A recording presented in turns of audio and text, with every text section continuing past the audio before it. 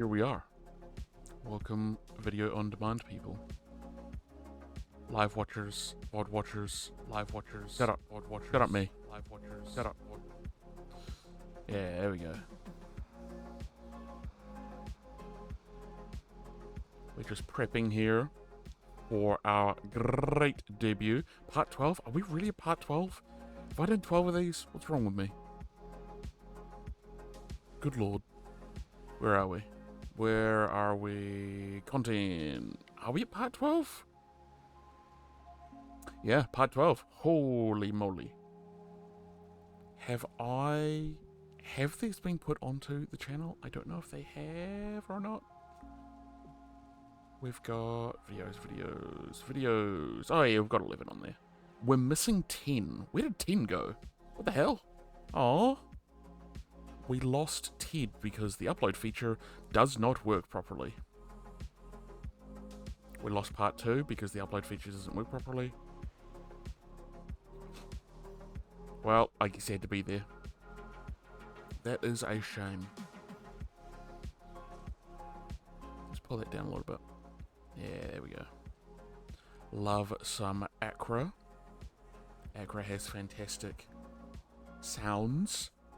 We are just getting through the first ad break that I tell to start a minute in. Let that clear out. Ad starts in 3, 2, 1. Cool. Lovely. Let that run its course. Caw.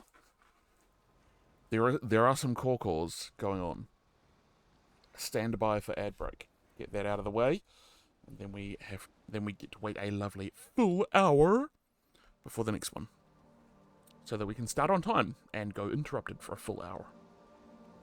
I think it works quite well. How are we doing?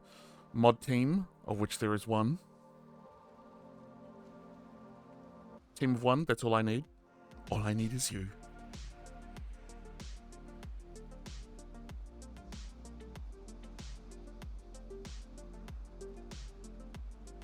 Is this Acra? Budsy. Oh, cool. Gentle beats, baby. Actually, you know, there is probably a better place that I can start this. I am doing alright. I'm doing alright. Very pleased it's the weekend. Looking forward to doing something after this. Probably V-Rising. I want to get into that world again. Thinking of streaming it. Thinking of streaming that experience. I don't know how much value there would be because a lot of it right now is my character experimenting on himself. I've done a little bit of writing for that. I posted that into our server. I did a little bit of cleanup for all of the fiction that I've written. Make it be in one place rather than just in a giant, you know, sprawling mess.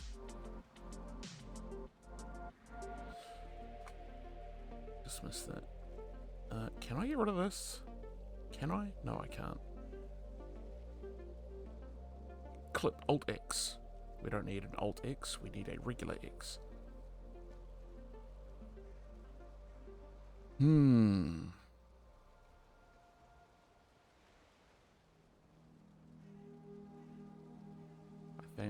kind of looking forward to this because I didn't get to interact with Leonie all that much, if at all. I think we maybe spoke once the entire season. I think they dipped out partway through the season. Just wasn't feeling it. I think burned themselves out on construction, but we will find out.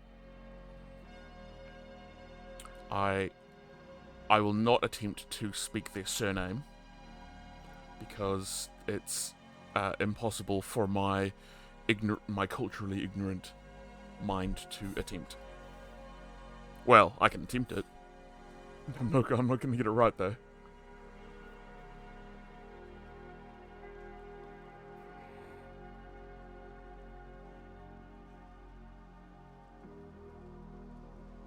A lot of discussions happening on the VRP server recently especially in the special chat, trying to figure out the economy, player economy. How can we make it, quote unquote, work? What does that mean? I don't know. I don't think that I'm smart enough or even have the interest to try and figure it out. Player economy is very difficult to... because so much of it is on the players to care about. But how do you make the players care about it? Okay, well, like any kind of design, you want to make an economy that players want to engage with because of what it rewards. But the game already kind of rewards you for doing the things in the game, for exploring and stuff. So how do you make an economy happen? For one, I would be asking the question, why do we want one? Why do we not do we need one? Why do we want one? What does it add? Realism? Is that the answer? I don't know. I think everyone has a different answer. Is it genuine question? This isn't, I'm not trying to bloviate. Is it one of these things where we go, we should have a player economy entirely just because we feel like we should, and it doesn't go any deeper than that? I would argue then that we should question whether we really need one or not. Is it the Dungeons and Dragons situation? Oh, well, there's always a player economy, so we ought to have one. I'm suspicious. Alright, I think we are ready to go. Let's pull this down a little bit more. And let's shoot a little message to... ready for your grand debut.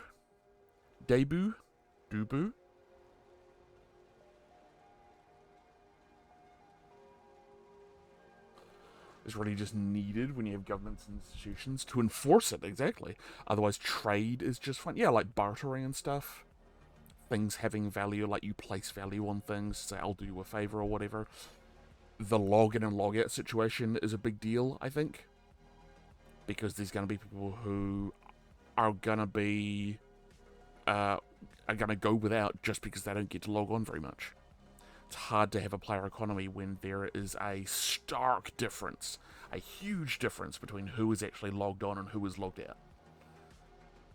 out. Fantastic, we are ready. Beginning call. Paging Leonie. Stand by. Stand by for the interview we've all been waiting for. Hello. Hello. How are you doing? I am doing good, thank you. Welcome to the show. Hello, the show. Hello, the show. That is the collective name. It's not chat anymore. It is capital T, capital S, the show. So you are Leonie. Do you have a do you have a particular name that you would prefer to go by? For the show. Yes, for the show. I guess Leonie. For the show, Leonie is fine, but you can call me Estold. Very good. Well, let's just crack right in. I need to bring up the thing that I did forget to bring up is my list of baseline questions so I can kind of center myself. It's my spiritual guidance, you see, for this adventure. Oh, I see. Well, it's important. Very important indeed. Let's talk about role-playing. How did you get into the role-playing world? Okay, role-playing, for me at least, dates back to, if I remember well, quite some time. I was playing Lord of the Ring online. Maybe some people know about it. Mm-hmm. And I was getting bored of the PvE stuff, and I saw, hey, what's that server? What does RP mean? Let's check it out. And I dived straight in, and that's how I got in. It was very casual RP, you know, it's what we call very tavern RP. You know, you just Oh, enter yes. into a tavern, you have a very good chat, and then that's about it. And that's basically how I started. How long ago was this? Do you care to to bring that up? Okay, let's see. I am 30, so yeah, 15 years ago. Wow, okay. Man, Yeah. everyone. Because I only started role playing. Well, it's a while back now. When did Rift come out? Mm. Whenever Rift came out, I think maybe half a year after the Rift beta started is when I started to get into RP stuff.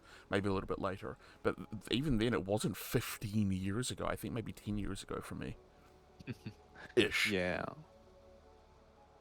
Yeah, it was a very long time ago, and then it went from one stone to another, and so I discovered tabletop, and I've then discovered other ways to do RP. So I started doing it with friends and online friends and so on, and then in Devil it devolved into a bit more intensive RP. So.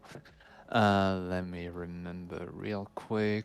I guess Valheim was the first real RP experience I had on the internet, at least on such a scale. What? Because you bring up intensive RP. What does that mean to you? Uh, Intensive RP. What do you said intensive RP, right? Yeah, because you started with casual RP, tavern RP, that sort of thing, but then you got into more intensive stuff. What would you define as that? It involves a more careful planning when it comes to character creation. Mm-hmm. So that means background, the social environment of the character you are playing, the character itself, how it behaves, how it interacts, how they interact with the others. That's how I could call intensive RP because there's a lot of factor that enters into the core of the character and your acting too. Versus I walk into a tavern and have a drink. Yeah, exactly. Or Mm-hmm. even have a small chat and you just stick to a shtick and that's about it. What was your shtick back in the day? I had a lot of them. Considering it was into the Lord of the Ring, you would suspect it was basically very small stuff, like a hobbit liking to drink, or maybe a rogue that I don't know had a revenge to take on someone. I had my personal favorite, at least, was a woman, quite old, that was into contraband. So, Smuggling. yeah, smuggling, exactly. It was in Ray or something like that. That's cool. I've heard a Yeah. lot about Lord of the Rings Online. The people who play it, the people who play it who have played a lot of MMOs say that Lord of the Rings Online is one of the best MMO experiences they've ever had, which is a high claim. At the time it was okay. I don't know if you've heard the whole story around Lord of the Ring Online, but basically at the very start of it, it was owned by let me remember. I think it was Turbine Engine, Oh, I'm the familiar with them society. because they do Dungeons and Dragons Online. Yeah, and then I think they got out with two other extensions, so the Mines of Moria Mm-hmm. and the Woods of that comes after Moria. I don't remember the name, but Probably basically Fangorn, that.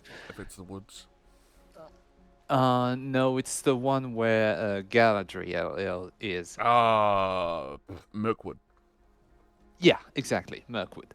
And after those two extensions, they sold out and passed the game to another society, another corp, which is called Codemaster. And Codemaster said, "Okay, let's put the game free. Let's give up on the monthly pay, and let's get the game free. And people will unlock extension by putting money on the game and etc."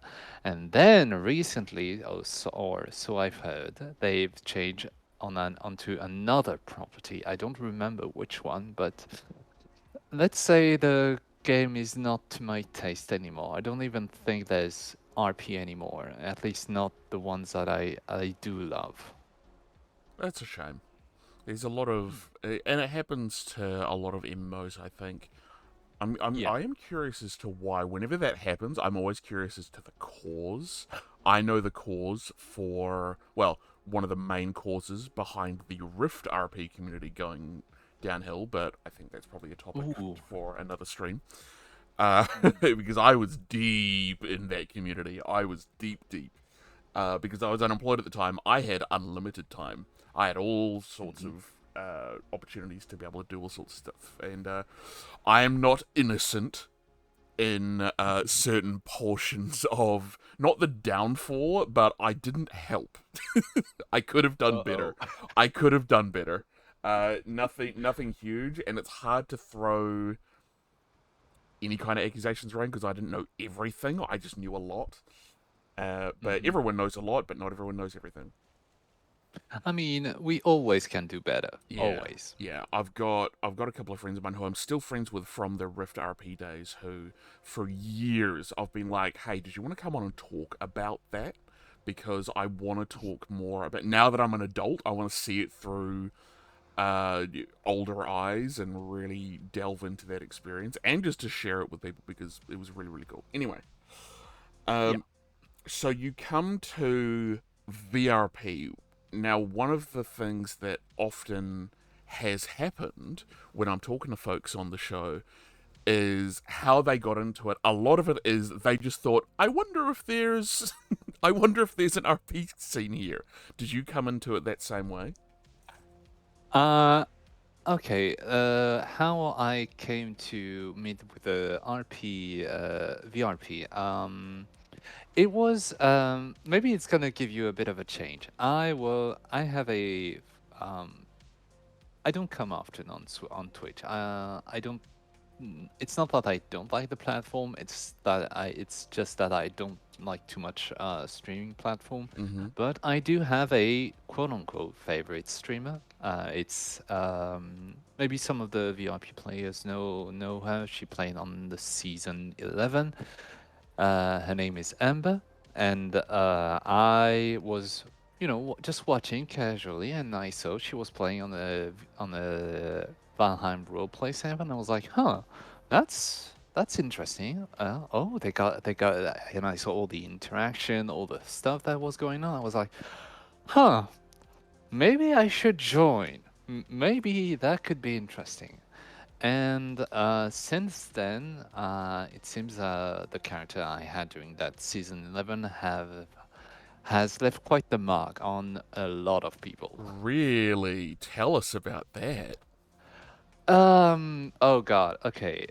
It was just a regular character. I thought. Yeah, I imagined it as a very young man by the name of Essel, Okay. and He he spoke a little bit like that, a bit like a Viking, but very simplistic, a very friendly guy. So something like that. And I had a bit of a story with what were the name? I think it was the Wild. Yeah, the Wilds. In season 11, I had a bit of a love story and a bit of a dramatic ending, I would say. We love And it dramatic has endings. a They're some of the best endings. yes, and yeah, it left quite the mark. A lot of people left me a few comments on, wow, I really love the story and the endings you had for the character. And I mean, by the time we reached season 12, um, I wanted more, I guess, and so I stayed up, trying to keep up with the Oh, I expectation. see. So, how much sleep did you get in season 12?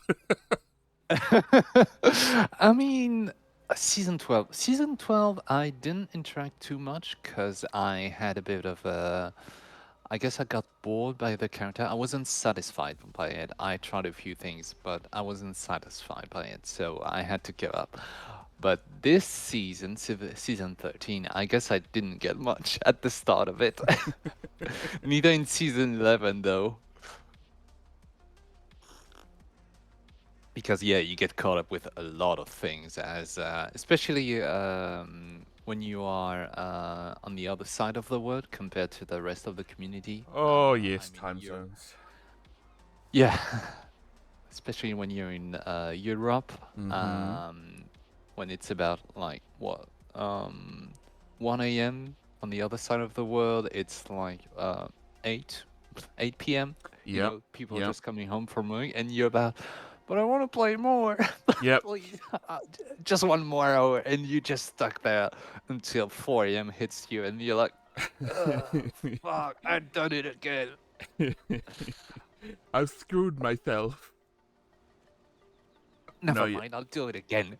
Yeah, that's right. Yeah, I'm sure it'll be better next time. And then all of a sudden, you're running on 3 hours of sleep, and you're being asked, "Hey, where's that Yeah. report?"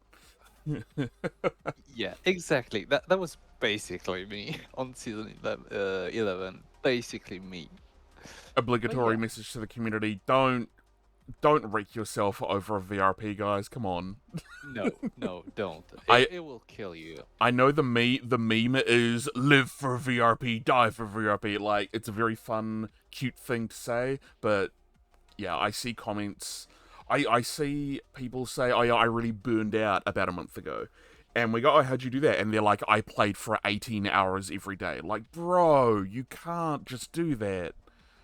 It's The message to that is don't fear the FOMO. Don't fear the yeah, fear of missing out. exactly. It's all right. Yep, you're allowed to miss out on stuff. Uh, you're never gonna get to know everything. That's something that I'm coming to terms with the V Rising community that I'm in right now. I'm just not able to engage with the main story literally at all, ever. Mm. It's just not happening. So I'm focusing on what can I do for my own character, my own little tiny slice, and that's what I ended up doing in season 13. And it was the best month of role playing I have ever had, ever. It was incredible. I Nice. just focused on what was I doing? What can I do for myself? Do that. Yeah. Don't And fear missing out on the story. Yeah, you're absolutely right. And technically, it's part of realism in when you're part of a character. Like, even you yourself as a person, you cannot be aware of everything that's That's going right. around you. I th- Technically, do you think that it is that kind of fear comes from the modern sensibilities that we have about how we have a 24 hours news cycle? We have social media. oh, We know so much about everything now. So as soon as we're put in a situation where you can't know everything, there is no news media that you can go and catch up for season 12, 13. It was a little bit different because we had the Bramwell report. hmm We did actually have a news organization going on, but it's still not covering everything. Do you think I guess that's sort of an effect of the modern day on us? it is. There is part of it, but at the same time, it's also part of the natural curiosity humankind has for Mm, things that you don't know, things that they want to be part of things. They want to be integrated into groups. They want to be. People want to socialize. They want to be seen. They want their story to develop, and they want people to know their story, even just a little bit.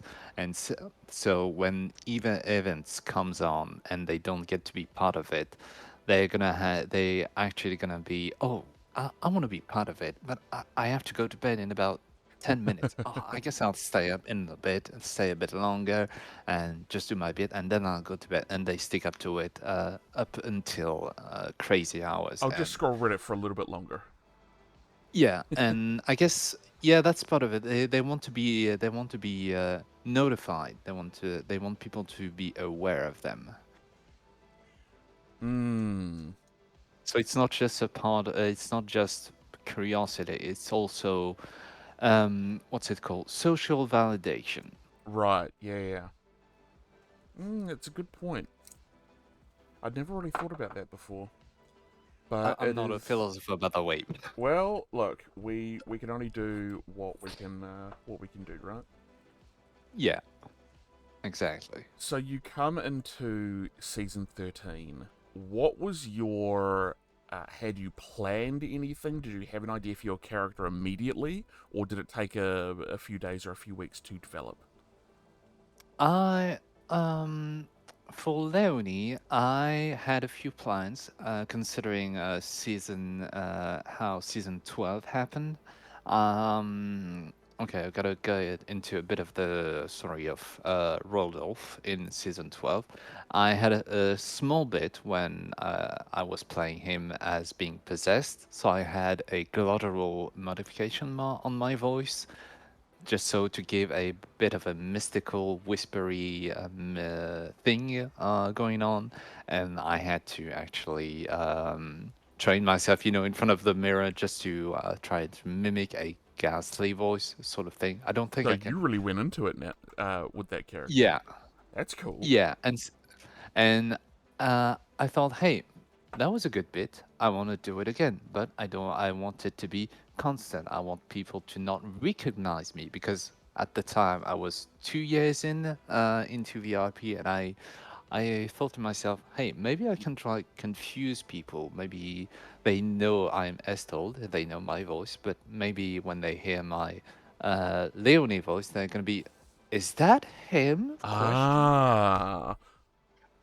because Yeah, it was. I'll be honest. As soon as you started speaking, I was like, "That's not what you. That's not the character that I met in season 13. What?" So it worked on me. Nice, perfect. Goal achieved.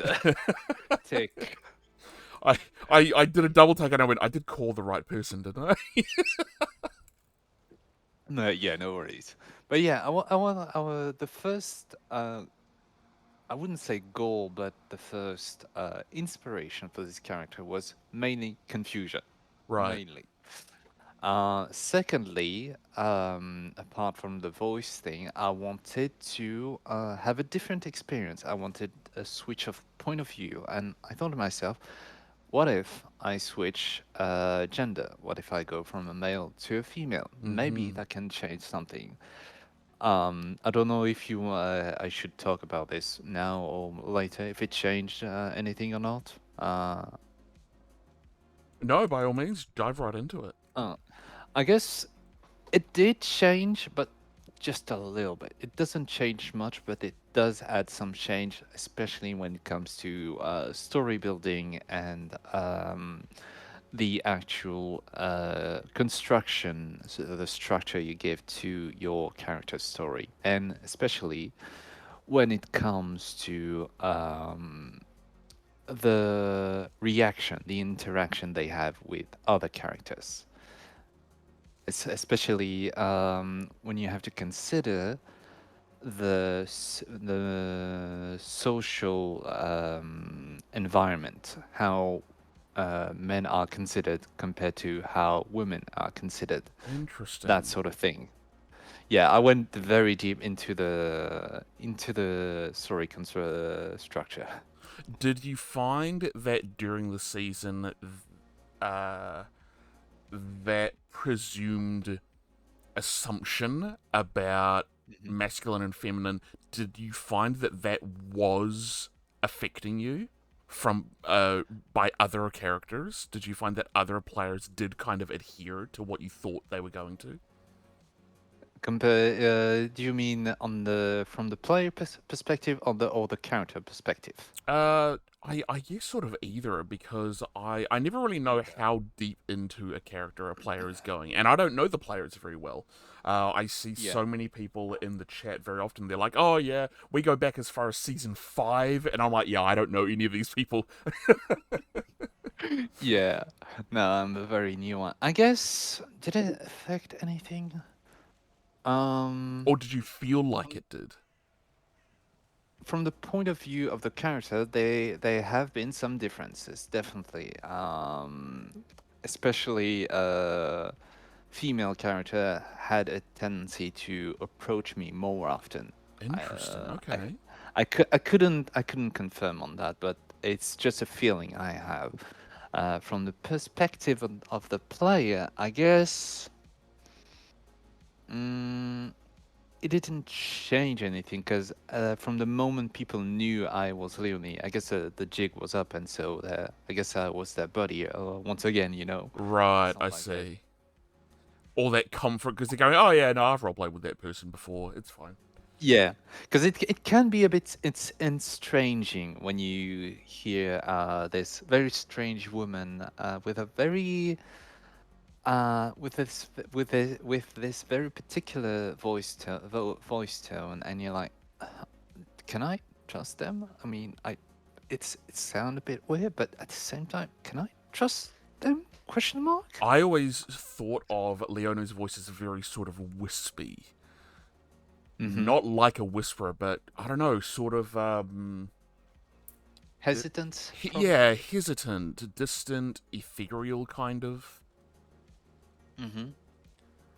Which Okay, yeah, which that's. which made she was a very interesting character. Sadly, I was saying in the pre-show, I think Mhm. we met once. Yeah. Yeah. Yeah, once. Literally once. Which is why I was really pleased when you were keen to come on and do this because I was like, yay! This was because I remember after having the interaction, I believe it was in the rumor mill with Finnan shortly Hmm. after he had gone bonkers at the stylists. And Leonie was Okay. there, and my reaction was like, "Oh, Leonie seems like a pretty switched-on character. Like she's not one of these past judgment people. She's trying to keep that kind of middle ground." And Shaw was like, "This is a person that I could be Oh, friends with." we have met twice then. Ah, a couple of times. God, when Yeah. were they? I can't remember. So the first time was in the room. The second time when I was building the fort, and you Oh, it brought some was material for too. the That's right. stonecutter table. Yes. Which that sounds like a great segue to go and have a Hmm. look at it. Let's see, it's Oh yeah. north from here. Whoa! Oh wait, I can do this thing. Oh god, where was it? I haven't marked it. I think it was around here. Off we go through the sky. This, for anyone who doesn't know, this fortress was, I mean, it was basically solely built by you, right? There have been some contribution from the town, from Twin Crossing. I almost forgot the name. How could you? Well, here's Finnan's But yeah, farm. Where's the fortress? on the right of the I think I might it's be supposed to be. I might be imagining things. I might be facing the No, wrong it's way. the. I think it was west of the farm. Yeah, that's what I thought. I don't know. Maybe it's just not rendering in. Oh, here we go. Here we go. Here it is. Oh, look at this gorgeous thing. The bell tower, stroke of genius. Love the bell tower. I wondered who built that fortress. Autumn Bean, welcome, welcome. Yep, this was Leonie plus plus. I'm pretty sure that Thyra will have given some contributions, because she was living with Leonie. Hmm. Yeah, they. So basically, I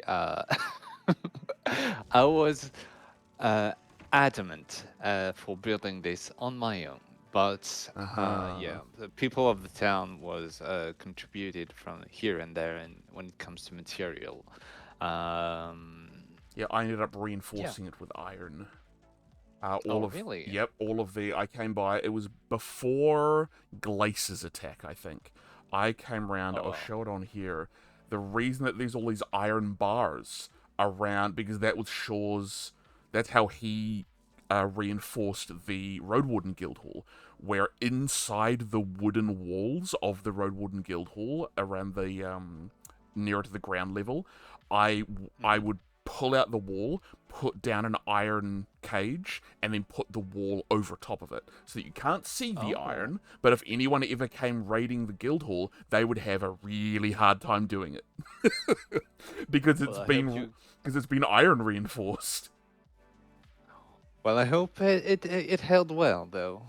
I think it did. I don't think it ever came into play. I don't think we ever did anything that caused people to want to raid us.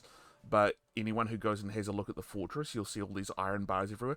I ran out of iron eventually because I brought Yeah, God, how much I think I brought like 500 ingots. I brought so much there's a iron, but I didn't even get around the entire fortress. yeah, because if I remember well, there's a lot of flat wall, like a Yes. lot. Yeah, there's a huge amount of it. But I also put up on the parapets, I put iron up there so that we'd be able to be safer crouching behind the walls if we were ever sieged from range, which we were. So I covered all of the open holes that weren't to be fired from. I filled those in with iron because I could just see some sneaky bastard figuring out a way to climb their way in. Oh, don't worry, I've tried. Uh, you don't know how much time I spent going into every nook of the fort and going, okay, can we shoot down here? Okay, can we Oh, climb up wow. there? I've spent so much time in every nook and crannies to this just to see if it was possible. Yeah, I think the only time I was ever here was for the Glace attack. Oh no, for the Echo attack as well. Yeah, it was both times I was there for that. Yeah, this is it's I feel good about this. I'm the reason there's so much iron at this fortress. I I think I did 3 swamp trips worth of full cargo ships, and I brought about 80% of the Road Warden's iron supply to the fortress to make sure that it was Jeez. it was well fortified. But it's Damn, that's a lot of iron. oh yes, I spent many hours. It's why I don't want to do the smithing thing next season. I'm done with mining for a little while. Jeez. Yeah, But I want to yeah. do a tavern thing next season. But this fortress is just so cool. I love the proper medieval look to it, where you've got the stone walls, and then as you get nearer to the center, it's the wooden housing, the wooden shelters. Yeah, I tried to be as I wouldn't say historically when it comes to not historically RP accurate, but like history accurate when it comes to fort building. I took a few views at the time. I was playing Kingdom Deliverance 2, so of Oh course yes. it came to mind, and I didn't want to go full on fort. I wanted like a real fort, not a fortress, like a small fort, like a regular one where you have a More like a actual keep. engine. Yeah, exactly. And so yeah, I guess that was the first insight I had for the fort.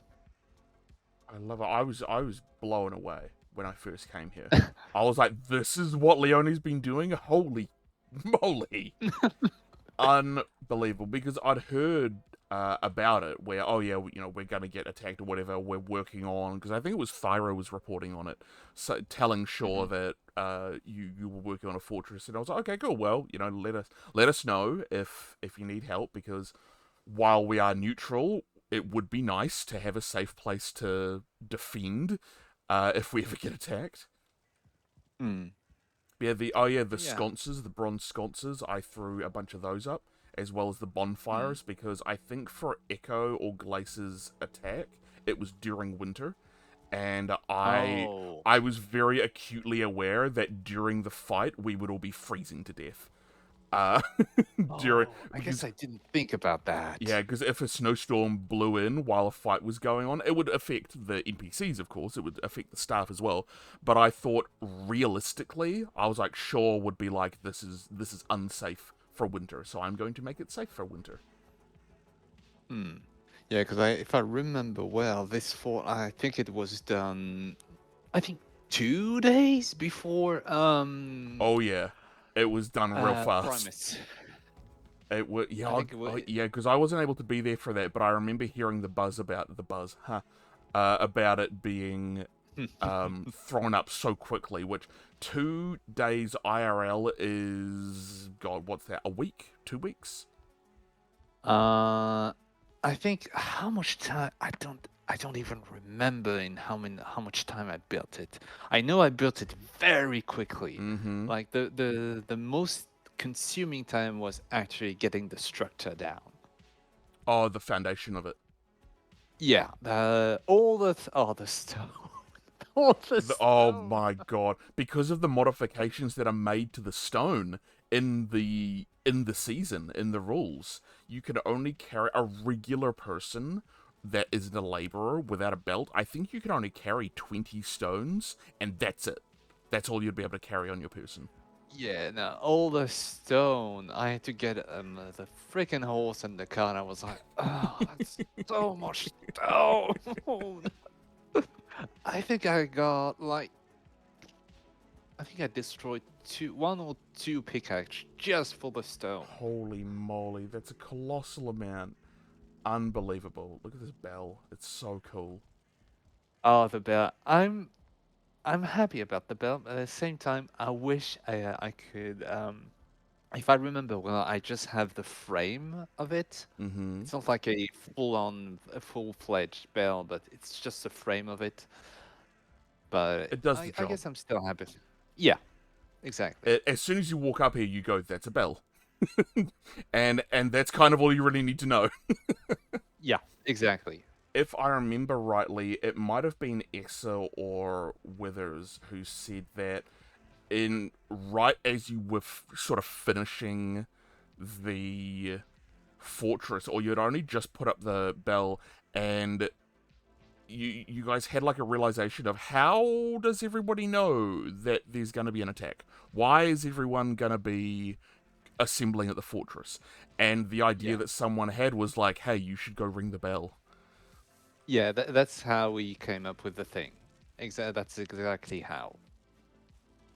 Which is a very cool way of doing it, because that's the thing that I don't think I do myself any favors. I get really hung up on how does my character know this? I don't Yeah, like the oh you just know it by eavesdropping. I'm like no, like I actually want to be told by another character or get sent a yeah. letter or Hmm. some actual tangible way that I know this.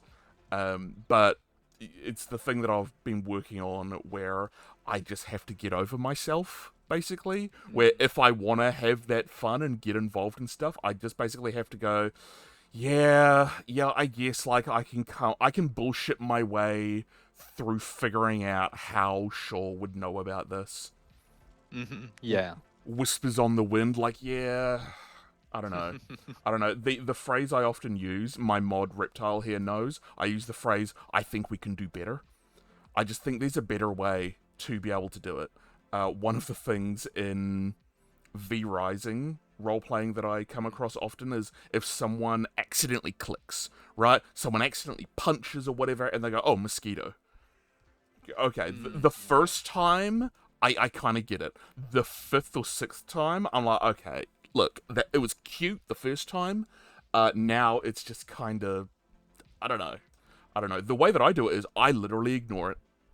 I totally ignore it. I do not bring it up. If I'm talking to someone in a one-on-one and they accidentally swipe at me because they were alt tabbing back in, whatever it is, I just ignore it and I carry on because it's Okay. obvious that you didn't mean to do Yeah. that. The I look at it from a GM's perspective, like I'm running a TTRPG. Your character didn't do that. Your character wouldn't have done that. It's fine. Don't worry Yeah. about it. Let's move past it. We have more interesting things to do than make meta references to the fact that we are playing a video game. Yeah, well, I guess I'm gonna take a bit of credit for that, not to toot my own horn, but I did have I guess I was the original idea, and I pushed it to the mods in the ticket, and they were like, "Hey, that's a good idea. We can do that," and so that's how we came up with the thing. With which one, the bell thing? Yeah, the bell event. So everyone had to gather up at the tavern at the mill, Mm-hmm. and contextually, sorry, Leonie had to do a bit of finishing tricks and stuff at the fort, and as everyone was gathering at the mill, they would hear the bell, and and everyone would take, oh, that's the bell of the fort. The That's fort, right, because it's not too Leonie far. needs help. It's It's not far at all. because I think the rumor mill is around here. Yeah, the little elbow. Yeah. Because It totally makes sense. Again, what would your character be doing? Probably hanging out at the local tavern. That's a totally Yeah, reasonable thing for everyone to be doing. I pitched it to Phoebe at the time, and we were like, "Hey, maybe you can host a bit of a feast, you know, to celebrate the finishing project of the fort because it's gonna Yeah. be done and stuff." And bam, Primus comes in quick. Yeah. Yep. And it's very dramatic as well. Like you've just finished and you see warriors on the horizon. Like, oh my god, I'm so glad that I finished building this thing. Very, very cool, dramatic Yeah. moment. Yeah, no, it was a. I don't know about the others, but it was a very cool moment. Especially when I was, I was on my own on the fort, and I just hear dong, and I'm like, and I'm out of the wall, and I see a sea of monsters. Uh huh. Yeah, yeah. I think Withers told me it was all the Aussie that spawned all the fucking ways. Sorry, no swearing. No, that's But fine. You can. wait. Don't worry. The other streams may be PG rated. I don't care. Okay, but yeah, all the waves, a sea of monsters. There was like abominations, Draugr, everything, slimes, all around. I was like, guys, What do we do? and I see a lion on the map. I'm like, okay, they coming, please, quick. I don't know how it was at the time, but I'm pretty sure it was pretty panicky. Oh yeah, yeah. I imagine so. You hear the alarm bell coming from the fortress that's just been built. I mean, Leonie seemed like a fairly, not a very jokey person. So if Leonie's ringing the bell, it means that something's happening. Yeah. Yeah, she's not a jokey one. Which brings us to who was Leonie? Let's talk about this character. Back in All Gildemere, right. who was Leonie back in Gildemere? Leonie is, back in Gildemere at least, was a motherless girl at the time of the events. Her mother passed away when she was 4, an unfortunate accident. That's unfortunate. Of course, she had to be a semi-orphan, and so she lived with her father. Um, Coincidentally, she was very not smart, but she had a bit of logic going for herself when it came to engineering and a little bit of forging, making gears, small bits of forging, the type of things a small smith can do. But Mm-hmm. she was not a smith of quality. If she had to do an order for a big sword or that kind of stuff, she wasn't the girl for this. Oh, because if someone actually ordered this, she would underprice the order and she would botch it pretty Ah, I much. see. I think in the LFG posts, or at least in some of them, I had a few links with a few people, and um, Dove's, if I remember well, Dove's father, I explained to her that her father smuggled a few fake minerals to Leonie, and basically it was she made a sword out of fake alloy of poor quality. Oh, okay. And yeah, so yeah, Leonie was a small smith, nothing much. And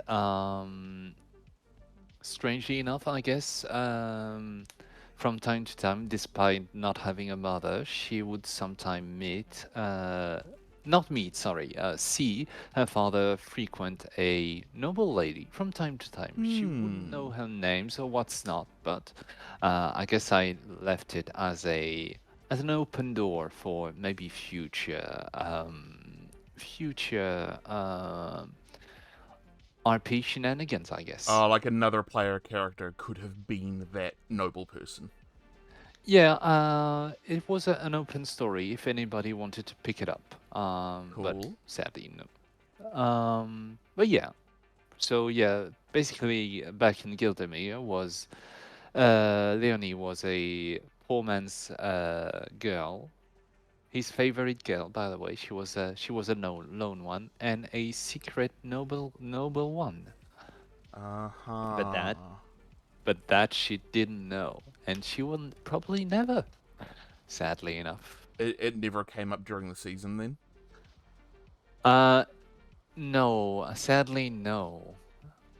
That's But unfortunate, but we can't have everything. yeah. No, I guess as I said, it was more of a not a it was a plan B. If I guess if everything, if any of the plot were to fall out, it was my rescue plan if everything came to be boring. Well, Right. not boring, but you get the idea. What do you think it would have looked like for Leonie during the season had she found out? It depends on the way she finds out. Hmm. Because, it depends. If she were to learn it from her father, now I'm really wondering how would have she reacted? Because Leonie is not the type that is supposed to be very angry. She is very she has a lot of panic, that's for sure. Panic. A lot of yeah. She's not the angry type. She's not the assertive type, not at all. So I guess she would have gone with it. Like, oh, okay, I'm noble. I'm a noble woman now. I don't know what. I guess she would have tried to adapt the noble style, but without thinking about it too much. I think you remember in what's their name, Wormwood. Yes. Um, there was a couple noble people there. I don't remember their names, but I guess she would have tried to frequent them a bit more and try to adopt the same lifestyle. Mm-hmm. Do But I guess it wouldn't have changed any of her relations with any of the other any of the other people from Twin Crossing, so with Phoebe and stuff. Oh, yes, because we found out, I think we found out post season, or a few people knew during season that they were nobles, but they hated, they were minor nobles, but they hated the noble lifestyle. Yeah. I think yeah, as a player, I've learned it during the season, but I think Leonie never learned about it ever. Mm. Do you think that Leonie was better off for that, or that some more interesting story would have come from it? Were you pleased with how things went for Leonie? I think is a better question to ask. Hmm. I guess. Hmm. It would have been interesting to play up this part of nobility, but that would have mean I would have to interact with more people, and it sounds like I'm gonna make a confession, but I'm not a very social guy. An I tend to introvert stick on playing a video game? Say it ain't so. plus a social one. But yeah, I tend to stick on my own business so most of the time, and yeah, but if it meant playing with more people, I would have tried a little bit, but I wouldn't have stick to it very long Right. because it would have yeah, I would have used a lot of energy just for that. It would have been yeah, it would have been too much for me. The social battery discharges real fast. Yeah, Mm-hmm. Mm-hmm. exactly. I know the feeling. I know that feeling. I had my birthday last week. I feel that re-social battery. Yep. For my birthday last week, I went back home a few hours up north, and Mm. we had a big old dinner. And at the end, a few of them were going to go to a friend's place who they'd all come along, and they were like, "Hey, did you want to come back to ours? We'll just like hang out and stuff. Maybe have a couple more drinks." And I said, I really want to because I never see you people. I don't live here anymore. And I was like, Mm. but I've just spent 2 hours being on. like I do with these streams, I've said to Withers, we're going to be interviewing Withers again, by the way, next week. Stay tuned. Oh, In about 45 minutes from now, next week, we're going to be speaking with Withers about not necessarily season 13 things, but various things. I have a list of questions that I wanna really dig into the weeds with a few subjects and get Morgan's nice. views on it. And I see Dom, I would love to have you on like immediately after this interview, but I'm like, it wipes me out to be on for a full couple of hours, and I'd done that last week, and I said, all that's going to happen is I'm going to be riding the social high for the next half an hour, but then I'm going to get really grumpy and awful and tired, and I just want to go to bed, and I don't want to subject you to that. Relatable.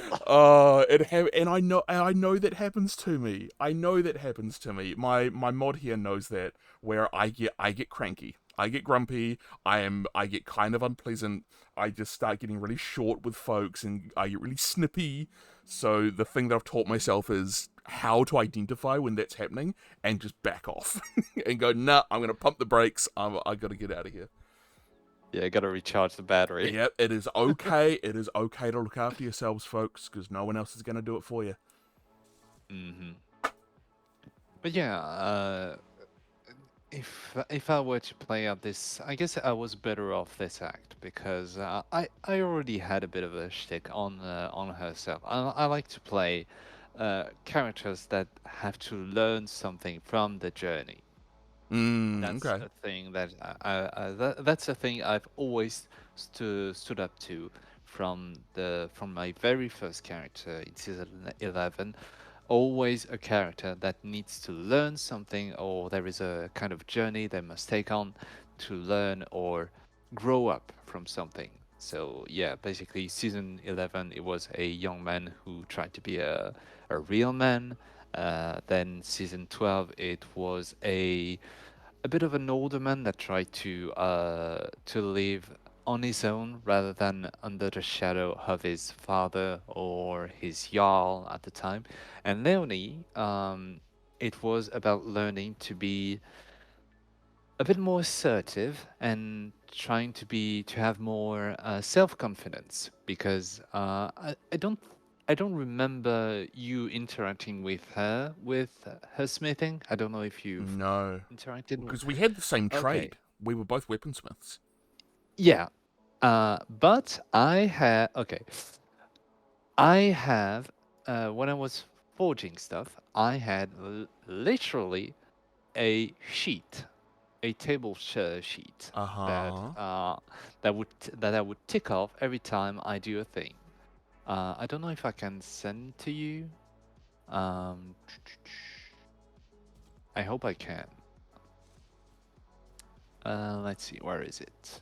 Right there. Is it okay if I send it to you, by the way? Absolutely, yeah, go for it. All right. Here it is supposed to be. I hope you can read it. It's in a foreign language. Just the title. Just the title. The content, it's supposed to be English because I work better in English. Don't know why. Oh, stand by while my open office updates because I haven't used Oh, it for a long time. Oh, yes, I can see a preview of this thing. Ah. Oh, okay. Era. Flint includes. Alright, so talk me through this. I'll see if I can get it up on Scream. Scream? I'm going to get it up on Scream. Ah, it's a spreadsheet. Get it away from me. yeah. Let's It's see here. Here we are. Yeah. Alright, if we do this. Ha ha ha ha. Alrighty. okay.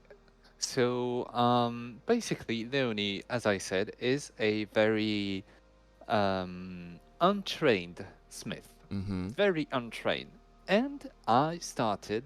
Okay, how do you read this? Let's start with the rules. So rule number one, success counts as a. I guess you can read, but pretty much every time I would forge a weapon, I would add a +1 or a plus uh, 0.5 at Okay. on every, and depending on the material the product was made, I would tick off every time +1 plus +0.5. And at the end of the day, at the end of the spread, on the very lower level, I think it's called, yeah, score when rolling dice, it would Oh, determine the success rate of forging an item. wow. So basically, if Leonie were to try to forge a bronze tool or bronze weapon, she would have a success of 75% in total. Um, and that is because I've been forging a lot of bronze tool.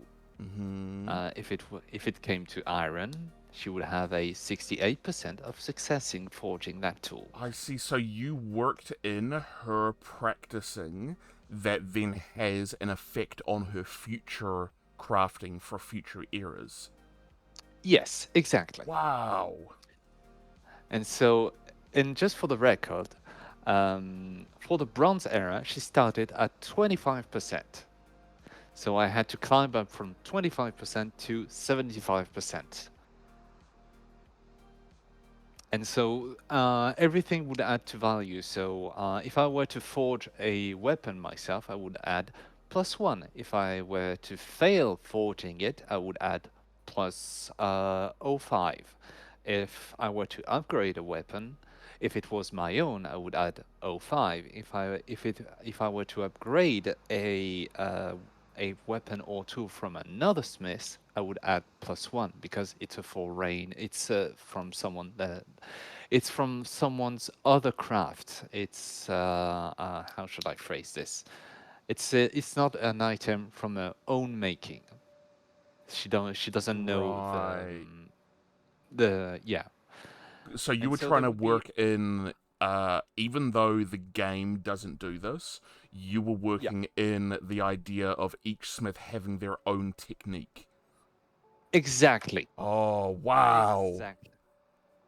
And the little twist, I think it's all the way down, you have a section about number of trashed Oh, yes, I see ingots. that. 25 and 12 for bronze. Yeah, so 25 bronze, including tin and copper, 12 for iron. Is that how many you literally dumpster I fired? took, yeah, I, I took, if I were to fail a dice roll, I would take away one, trash Uh it, huh. and I would be like, uh, I think I think I failed it. Oh no, I I think I think I ruined it. failed Do you have another one? No. Oh wow. And every time people would come, they would bring loads of Yeah, I've got a spare. I've got a dozen spare because I know what you're like. and most of the time I would have only one fail and the other try. I would be okay, you're good. But Mm-hmm. Mm-hmm. twice, I think once was with Dove, the other time was with Boar. I think I failed about 5 times in a row. Okay. Holy moly. And I think I should have added another rule if I quote unquote critically fail. If I Mm-hmm. get to, I think it's 100. If I were to critically fail, I would trash two ingots instead of one. That would have been Ooh. hilarious. Oh yeah. Oh yeah. But, but that was fun. That was hell of a fun of a thing to do The because it gave it. Go on. the design part of my brain is so happy with what you've done here. I see automatic success. Was that there from the beginning, or did that develop as you played? No. So for flint, including wood, I said to myself, okay, it's wood. It does not require a precise mastery of the temperature of the ingots, because if you look up smithing, Yeah. you have such an immense amount of knowledge, an immense amount of technique.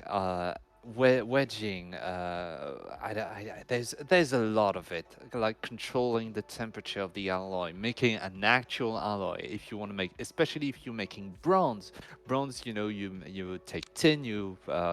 It's not like you take a simple ingot of tin, you take a simple ingot of copper, and bam, you get bronze. No, that's not like that. You have to have a specific temperature for tin and another specific temperature for copper. And when those two reach their melting point, you have to fuse them into a canister.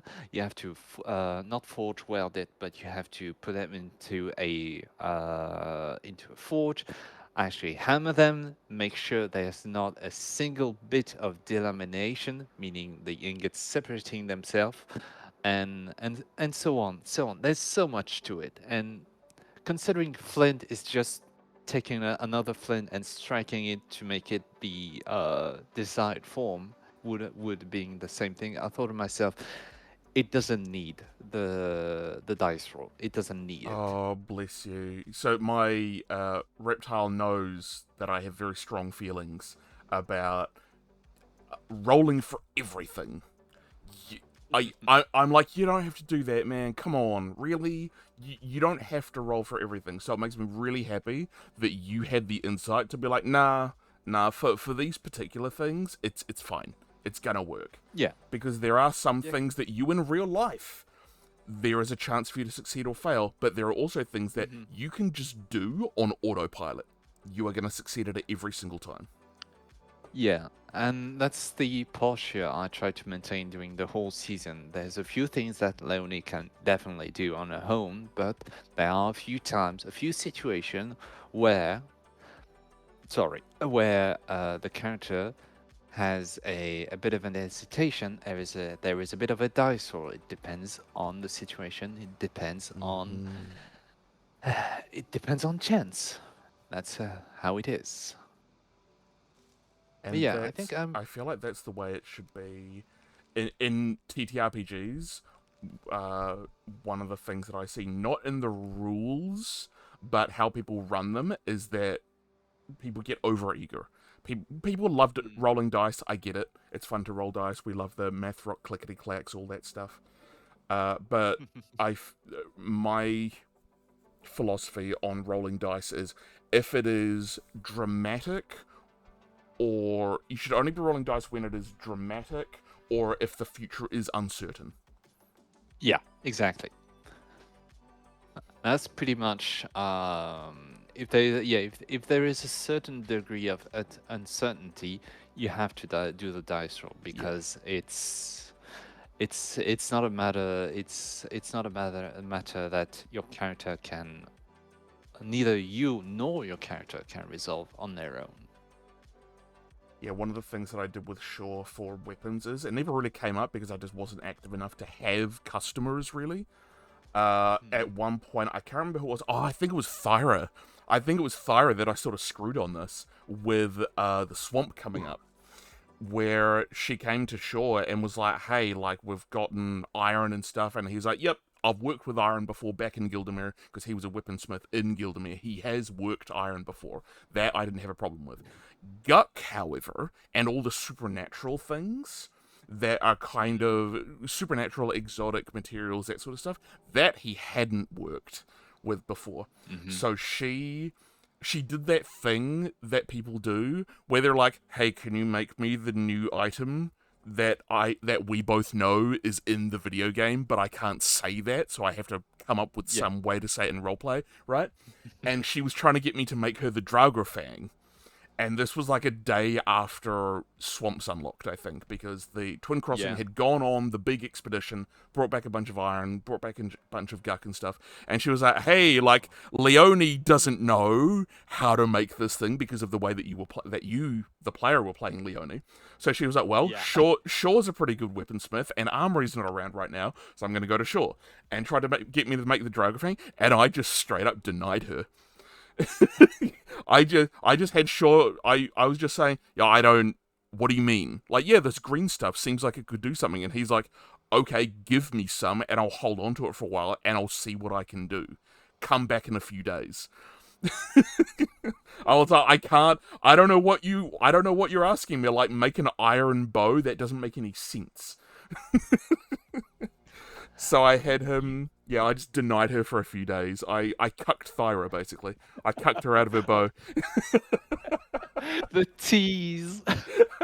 And I knew what she was asking, and I can't remember if I sent her a message or not. I was like, look, I am going to make you this thing, but it's just, I'm not going to do it straight away because, again, it's that realism of, I I can't touch a piece of iron, like how people say, oh yeah, have a touch of this item and see if it gives you any ideas. Wink, wink. Oh, I hate that. I hate that so much. It's like what Autumn I says guess. about the Whispers on the Wind thing. Every time I hear that, I'm like, come on, guys, you can do better. You can come up with a cooler reason why your character Yeah. has come up with this idea about how to craft this thing. I think for me, I still had to dive through it when it came to Stranger Materials, especially. I Mm. think at some point, yeah, the Gurk, I think I had to dive through based on her knowledge of iron. I think at the time it was a very low score, like 30-20-ish. We hadn't had any iron at all. Everything went into straight up armor, I think, at the time, Ah, I or see. very regular weapons like sword, not swords, and gear for sure. A few shields, but yeah, the bow, I think it came up only after. Yeah, I love the bow. I fell in love with the bow this season. I really did. All of the items, all of the weapons that I went through entirely are up on the wall in the Road Warden Guildhall. Because I Nice. was like, and that mostly came out of, I think I was already doing that, but then I really committed to it after a conversation with Osidia, where uh, I think Shaw asked her, what do you think about your name being all of the bowls or all the dishes, right? Because it always says crafted by. And I think she might have brought it up, and she brought up the case of like, no one's gonna like remember my cooking in 30 years, but people are gonna remember your weapons because Mm, weapons and like weapon hilts and stuff like that, they're gonna last way longer. But my food isn't. And she was talking about how that's why she works so hard to give a really good service, so, because they're not nice. gonna remember her food, they're gonna remember her as a person. And Shaw Oh, started thinking about legacy. What is my legacy? So that's why up on my wall, let's bring this down. It's all of the weapons that I burned through in their entirety. okay. A couple of Draugr fangs, a couple of the iron bows, a bronze axe, a hammer, and a flint knife. And everything else is in various degrees of disrepair that I'm carrying. But everything that I went through their entirety of like fully upgrading them and degrading them all the way, those are hung up on my wall because that's Of Shaw's course. legacy. Yeah, of course, That's. of course 4 bows because I used so many Oh bows my this season.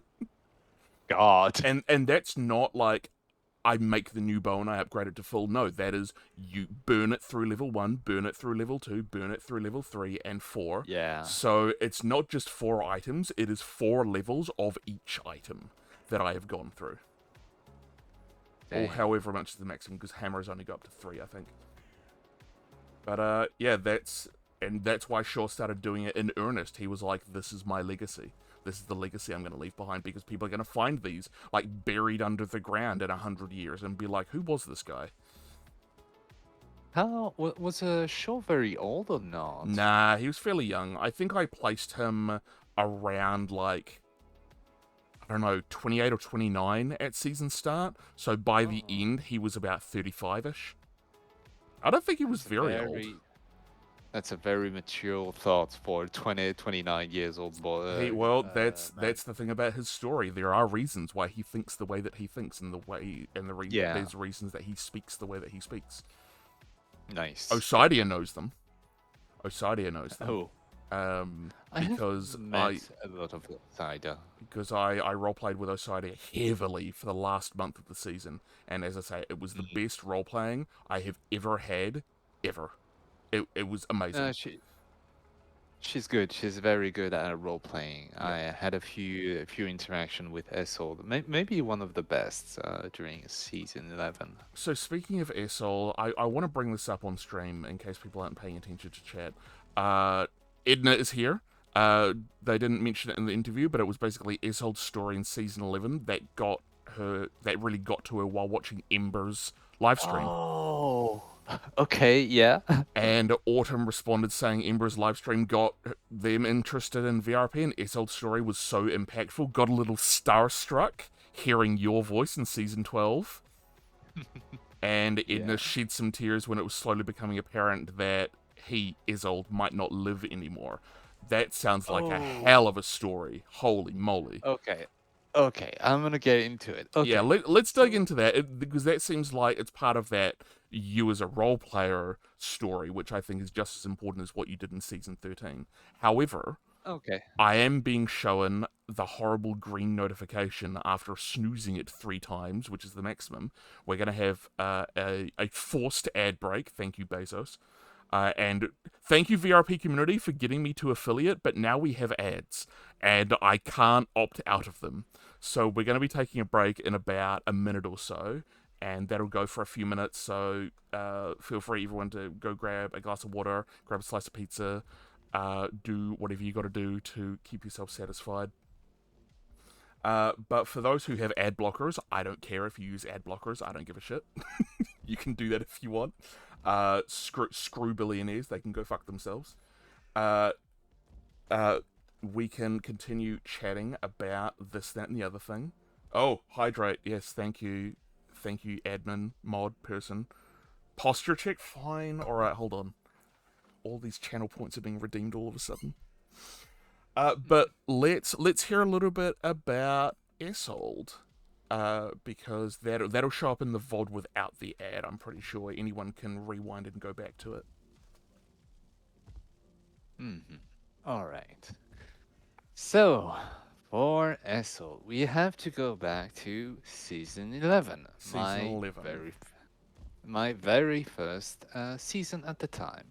I didn't know much about story building. I didn't know. I knew very little. Pretty much just like the character. I knew very little. He knew very little. He was a very naive boy.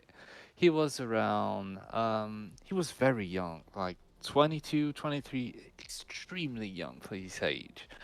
And he was supposed to be a believer of Cade.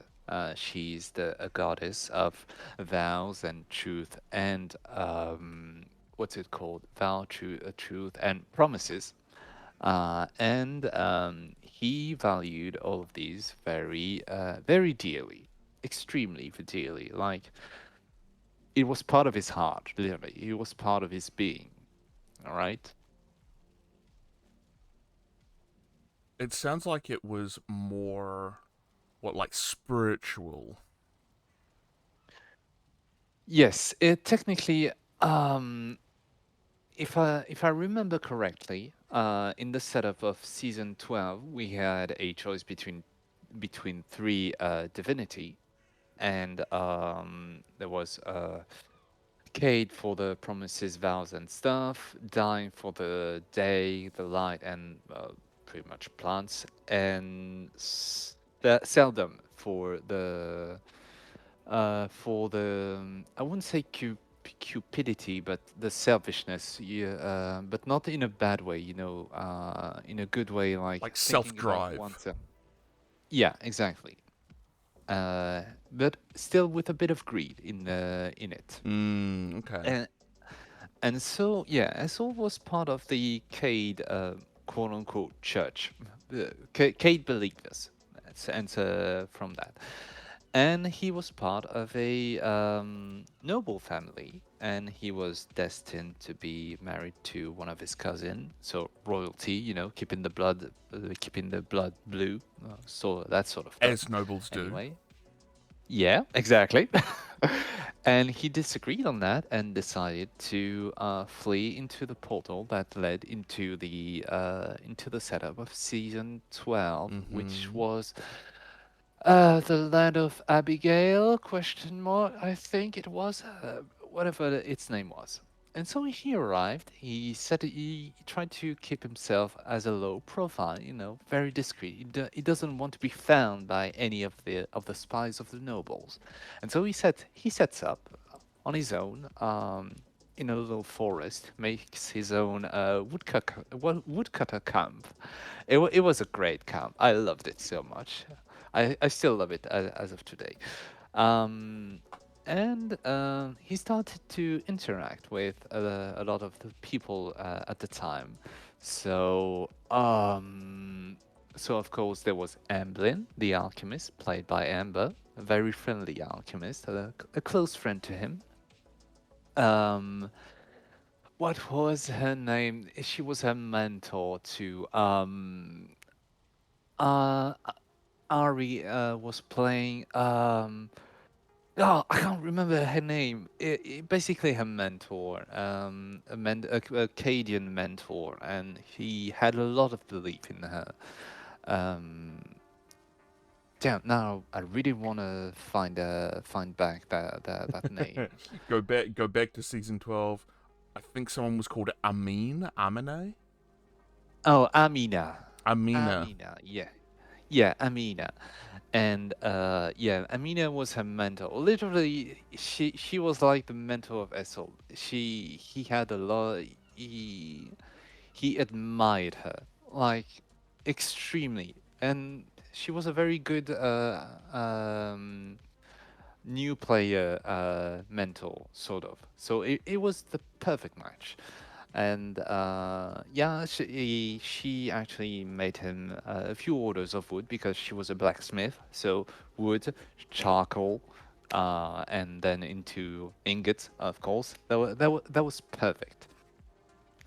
And as trust began to be formed, she invited him into the town of Whispering Wood, which was a very not isolated town, but very neutral, very calm, very relaxed, very nice. Um, but at the same time, there was a bit of a quarrel between the some Cadian believers and some Seldom believers, the Blackwood and the Wilds. I don't remember all the characters. I know for the Wilds it was Wilhelmina Wilds, and the Blackwood. I think it was John Blackwood. It was a. I guess it was a story for another time. It is a story for another time. The quarrel between the Blackwoods and the Wilds.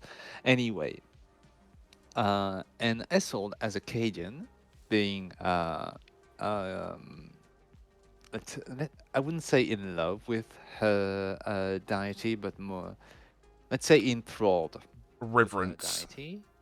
Yeah, he made contact with the Blackwood, and he was like, "Yeah, I want to contribute. I want to spread the truth. I want them to understand that." Oh no, no, hold on, no. The Wild had done something wrong to a man. He was just a cook, and the Wild had this thing going on called the Red Lottery. It was a good system, very nice. It engaged a lot of people in, It and the sounds Red Lottery ominous. was. It is. It kind of is. Basically, the Red Lottery was a some sort of trial, and you had to give to the goddess of Seldom your most precious possession. So it could be Hmm. gold, it could be a some clothing, could be your shoes, it can be your tool, your weapon, anything. And this player, um, well, I don't have anything to give. The only thing I can give, the most precious thing I have, is my kitchen, or yeah, I guess it was his kitchen. Okay, in the wilds we're like, okay, we're gonna burn all the kitchens you have for the Ooh. roll, set them, and the man was like, yeah, but I have a lot of it, and everything is back to the city in the portal that no one can cross. Oh, so we can destroy the kitchen. Okay, we'll burn you. Oh fuck. And The next logical step, of course. yeah, and everyone was like, "Okay, yeah, take me. I'll burn with my kitchen. It's fine."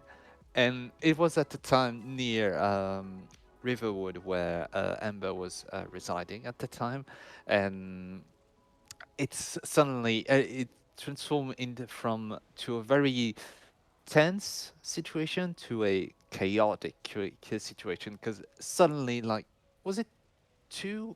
I think only two people intervened at the time. There was Amina for sure. I know she was there. I was there too as Isolde and someone else, but I can't be too sure about it. Anyway, the man was dragged to the Red Lottery, burnt alive. It caused an uproar, quite the uproar. Uh, and everything, everybody got to complain to the Blackwood. We gotta take down the wall, that kind of stuff. I can't be too precise because I don't remember too well. I wasn't that involved at the time, but I remember saying to myself, okay, Esol is a rightful character. He will find this situation to be quite unjustified. It shouldn't have happened this way. So he's gonna go to the Blackwood and try to enroll for an assault on their camp. Okay. But prior to this event, prior to this event, Isolde went to on a little trip. He had a bit of delivery to make at a neighboring camp and met a wild woman. She was called Winona. And the simpleton he was, uh, Would you honestly describe him as a bit of a simpleton? yes, Ah, okay. without hesitation. Simpleton, but Without was he a himbo? he was a simpleton, but no, he. The thing is, Essold with women, he no, he's a simpleton. He's one, definitely one, without hesitation. He makes a bit of a chat with Winona. Okay, yes, she seems to be a good lass, you know. Yeah, Winona, she's a while. Okay, you need wood. Oh, great. Okay, all right. Can make you a bit of delivery. Okay, you're quite friendly. You can come by the camp anytime you want. Okay, there's a bit of friendship that creates that comes around that kind of stuff, and secretively, without even without him knowing about it.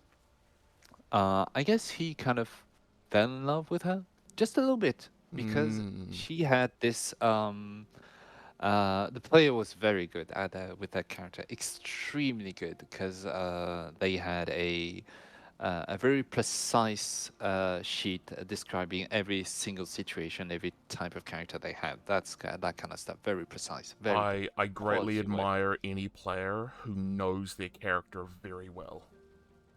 No, it was nicely detailed for every single situation. I hugely commend to her thing.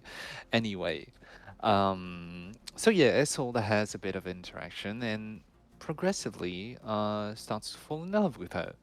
But he doesn't know that because he doesn't know what's love, right? Because he's a simpleton. Mm. The only love he had was supposed to be to her cousin, and he doesn't love her as a woman. He loves her as a cousin. He's just got all That's these feelings that he doesn't know what they mean. yeah, and pretty. He had a bad example of a relationship because his parents were Um, his father was a bit of a distant man, very not quite the assertive man as he was from directly from Cade religion, and her mother being a not an old Seldamite, but more she was attached at least to Seldom. She had a bit of a past of a Seldamite for sure. Mm-hmm. So there was a bit of an influence to that. Back to the day the man was burned because all his kitchen couldn't be burned. Right. He, the Blackwood announced that they will launch an attack on the Blackwoods. Realizing he was about to attack a camp of a friend, Essel was like, uh, What I do? Do I do it? I shouldn't do it. mm. Do I do it? And it sort of melted into that when the assault happened. It sort of melted this strange feeling of love, melted into some sort of guilt because he shouldn't have done it. He regretted it his whole life. He shouldn't have done it. And so the assault was a success. All the wilds were imprisoned, and they were imprisoned in waiting for judgment. A few days later, the wild escapes, and Winona finds a way inside Isolde's home, and she's like, "I know you were there. I know you were. I know you know what you did. Now you're gonna talk. You're gonna say who else was part of it, who organized it, the Frigida, that kind of stuff." Classic stuff, yeah. Yeah. And he was like, should I betray Amina because she was part of it, but I don't want to betray it. And that's sensation of threat, but at the same time you're panicking yourself as a player.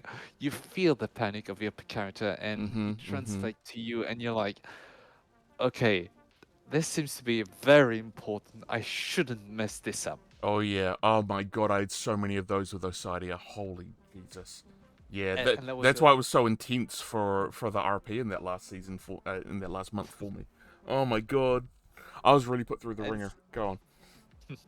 And so, yeah, Eshold spit out a few names, not the ones he was most close to. So he didn't spit out Amina's name, but he did spit a few. And at the end of the encounter, Winona said, "Okay, now close your eyes, and how it. Okay, let's go back a little bit further back in. Before asking the name, she said, "Close your eyes and give me the names truthfully, since you're a believer of Kate." So he closed his eyes, playing out the panic in the voice, shaking. He gives out the names. She says, "Keep your eyes closed," and she gives him a little peck on the cheek. Uh-huh. And being the simpleton he is, he's like, "What? What is that?" And the moment he Buh? opens his eyes, she's gone. So that's the typical scene of the guy falling in love without him knowing it. Oh, he got Typical. Batmaned. Yeah, basically. But that was the cutest thing, but at the same time the most funniest thing. And from that, with that player, we exchange in private. From now on, how should the relation evolve? That kind of stuff. As you So there should, was a players, if you're beginning an RP relationship thing, talk to the other player, establish those boundaries, figure out what each of you wants yes. to get out of it. Yes, and please stay within the limits of the RP imposed by the server. Yes, yes. Keep your you by all means have your special descriptions between yourselves in DMs privately. Simple Exactly. PDAs are fine. Speaking for the VRP servers rules, simple PDA is fine. Hand holding, gentle kissing, that sort of thing. Nothing more than that. Please. And so, yeah, we have this sort of development, and we planned out this relation to be of a slow burn. Now, that's the kind of thing you hear a lot in Mm-hmm. RP, have a slow burn relationship. So that means as it goes on, it gets intenser and more intense. Mm-hmm. So, how did it translate in game? Um, how did it translate? Isolde was supposed to keep this relation a secret. But, being again the simpleton he is, Hey guys, guess it what? was. Yeah.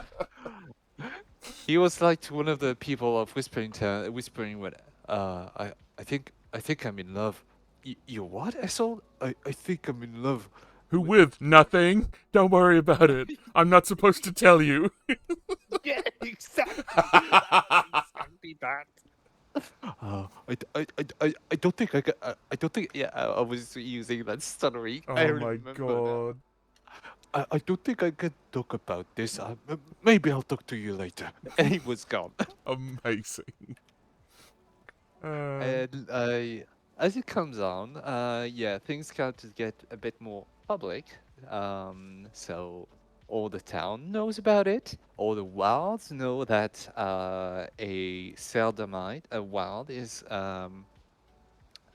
let's say friendlying a Cadian man, and yeah, it gets out. There is a lot of ruckus from one way and into the other. So Amina getting up to Essol and like, you are with Winona, huh?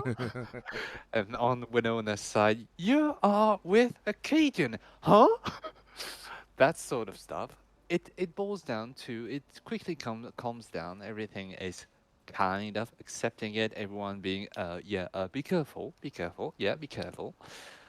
Um, then there was this strange episode where the world had this act where there was a bit of madness going on with some of the artifact coming from some of the from some of the raids and events. It induced some sort of madness. The thing it was doing is taking the most primal, precious emotion they had and intensifying tenfold. Ah, I So see. if someone was prideful, they would be overly pride.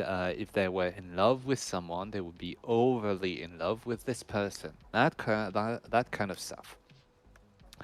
And so it came to light that Winona was in possession of such an artifact, and in a sort of some sort of weakness, a period of weakness, she bestowed him this artifact.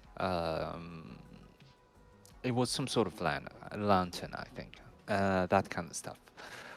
And I had a few plans on my own, but being a new player, I was too shy to take them into action, and I just let things roll out, and I had to we had to imprison put the lantern into a vault so it could be sealed, cured, that kind of stuff. And during the trip of that lantern, Winona said, I guess we should stop seeing each other. You know, just like that. Bam! Yeah, yeah. That kind of hurts for the character, but I had to play this out. That was very hard because that was a kind of situation I'm not used to. I don't know what it's like. I don't know how to feel about it, and especially I don't know how this character is supposed to feel about it. So I had to improvise. It was poor quality, even though the other player said no, it was good. It was good. I know I should have done better. Right. Anyway, I think it was around the mountain area that a few days goes on, um, and Essel learns that Winona is frequenting another Seldamite, and he learns that they have a baby. Then he hears Oh. that. No, hold on, no, hold that thought. Before that, before that, he have learned. No, did he learn about it? No, he did not. Never mind. Forget that. Oh, okay. Back to where I was. Back to where I was. Yeah, he learns that Winona has a baby, but he doesn't know about the other person. So he Mm-hmm. goes up to the camp of the wilds. He like, what the hell, baby? Quick, quick! He drops down everything, all the orders. He comes up. Where baby? Where, Where baby? baby? Basically, he's just a caveman. To see Esold as a caveman, that's basically him. Unbelievable. He was the best character. I loved him so much. Anyway, yeah, he comes up to the camp of the one. He's like, "Where's the baby and stuff?" And when Winona comes up, yeah, baby is here. Is it mine? No. Oof. Oof. And you know, this part too was quite hard to play because that's a very specific situation. It You know, is. being in love with someone and having them have them get a baby that is not your characters. It's very hard to play. Um, it's hard to imagine, especially when you don't know the situation. So that's why I say it's very specific. Yeah. Uh, Was this Um, before the rule about no pregnancy in the server rules? it was. Ah, It was. Yeah, and especially because at that time, suddenly, by some sort of trick, everybody got pregnant. oh my god. Uh, So yeah, I, that, wa- that was I wonder crazy. if that's the reason why they ended up putting it in, because they're like, apparently, if people think there's pregnancy on the table, they'll just do it just cause. I mean the person who did it originally, it was a good thought. It was a good addition, but at some point it was ridiculous because it was just a baby boom. Everybody had babies. Hmm. So yeah, it was a bad time, but that was some sort of time for sure. I think that kind of happened with season 13 near the end, where suddenly all of the new characters were aberrant. All of them. We had I think four new ones showed up, and it's like, yep, they're all aberrants too. With none of the build up of the rest of the season, and I looked at that and was like, you didn't have to work for it like we did. Yeah, I guess I wasn't there during the end of the season, so I can't really tell. Yeah, I don't remember But why. Was it just real life stuff? I think some yeah, IRL stuff came up for you. yeah, real RL stuff like Mm, especially health. It was getting hard, got it. getting because mainly I was staying up late. You know, kid, do not stay up Uh, late. Do not. uh-huh. Keep yourself in health. Keep yourself in check. Yep. Okay? Your body will betray you. You are not invincible. You gotta. If Exactly. your body's telling you to go to bed, person in particular, who I tell this to a lot, if your body is telling you that you are tired and you need to go to bed, you should just go to bed. Even if you're just lying down for a little while. Even if you don't end up going to sleep, just do something else. Do something else for a bit. Yeah. Um, well, oh yeah, all the babies. And so all this was during Mountain Silver Era. Coming up with Mistlands. Mistlands, finally, Isolde is coming up to Amina to Whispering Wood, and it's like, okay, people, I twirls his Twinkies and stuff. I think I lied. Oh no. And it's like, I lied to myself, I lied to Kate, I lied to you, I lied to everyone. I am sorry. And I want retribution. I want to apologize, and I want you to accept my apologies, please. And everyone was like, okay, yeah, you're good, but what are you gonna do with Cade? Like, are you still part of Cade because you lied? And you have to know something about Isolde. Being part of Cade and being also again a simpleton, he tends to engage in some promises and stories that he won't necessarily keep up with. And so, in his background, at the beginning of the season, I established a promise he made when he was younger. When I think it was around the time his parent announced to him he was about to marry his cousin, which he disagreed. He made a promise in front of Cade that he would never lie. Oh. Guess what he did? Oh no. How quickly after that did he lie? Well, basically, he lied during the whole season. The moment he fell in love with Winona, he started lying to others. At first, it was unwillingly, unbeknownst to him, because he didn't know he was in love. But the moment he realized he was in love, the moment he realized it was a bad thing, he started to lie. And Mm. that's such a salty. I like it so much. I do. I think I am throwing myself some flowers on that stuff, but it's such a subtle thing to notice that you have to think thoroughly about what your character is thinking and what impact it's gonna have toward the other player and toward the other player's character. So yeah, basically he spent the whole season lying, and when you consider it, that's a huge thing. Spending, I think at the time it was 1,200 days in. Mm-hmm. So I arrived during day 22 200. So yeah, he spent 100 days lying, keeping the lies, keeping the secret, and that's a huge thing. Yeah, and in some sort, you have to seek retribution. You have to.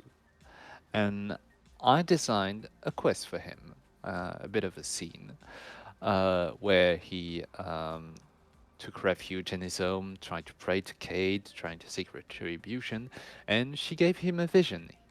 Uh, and that sort of vision was building shelters for the future merchant and people living in the land of Abigail, building shelters for them to shield themselves from the weather, the monster, all that kind of stuff. Right.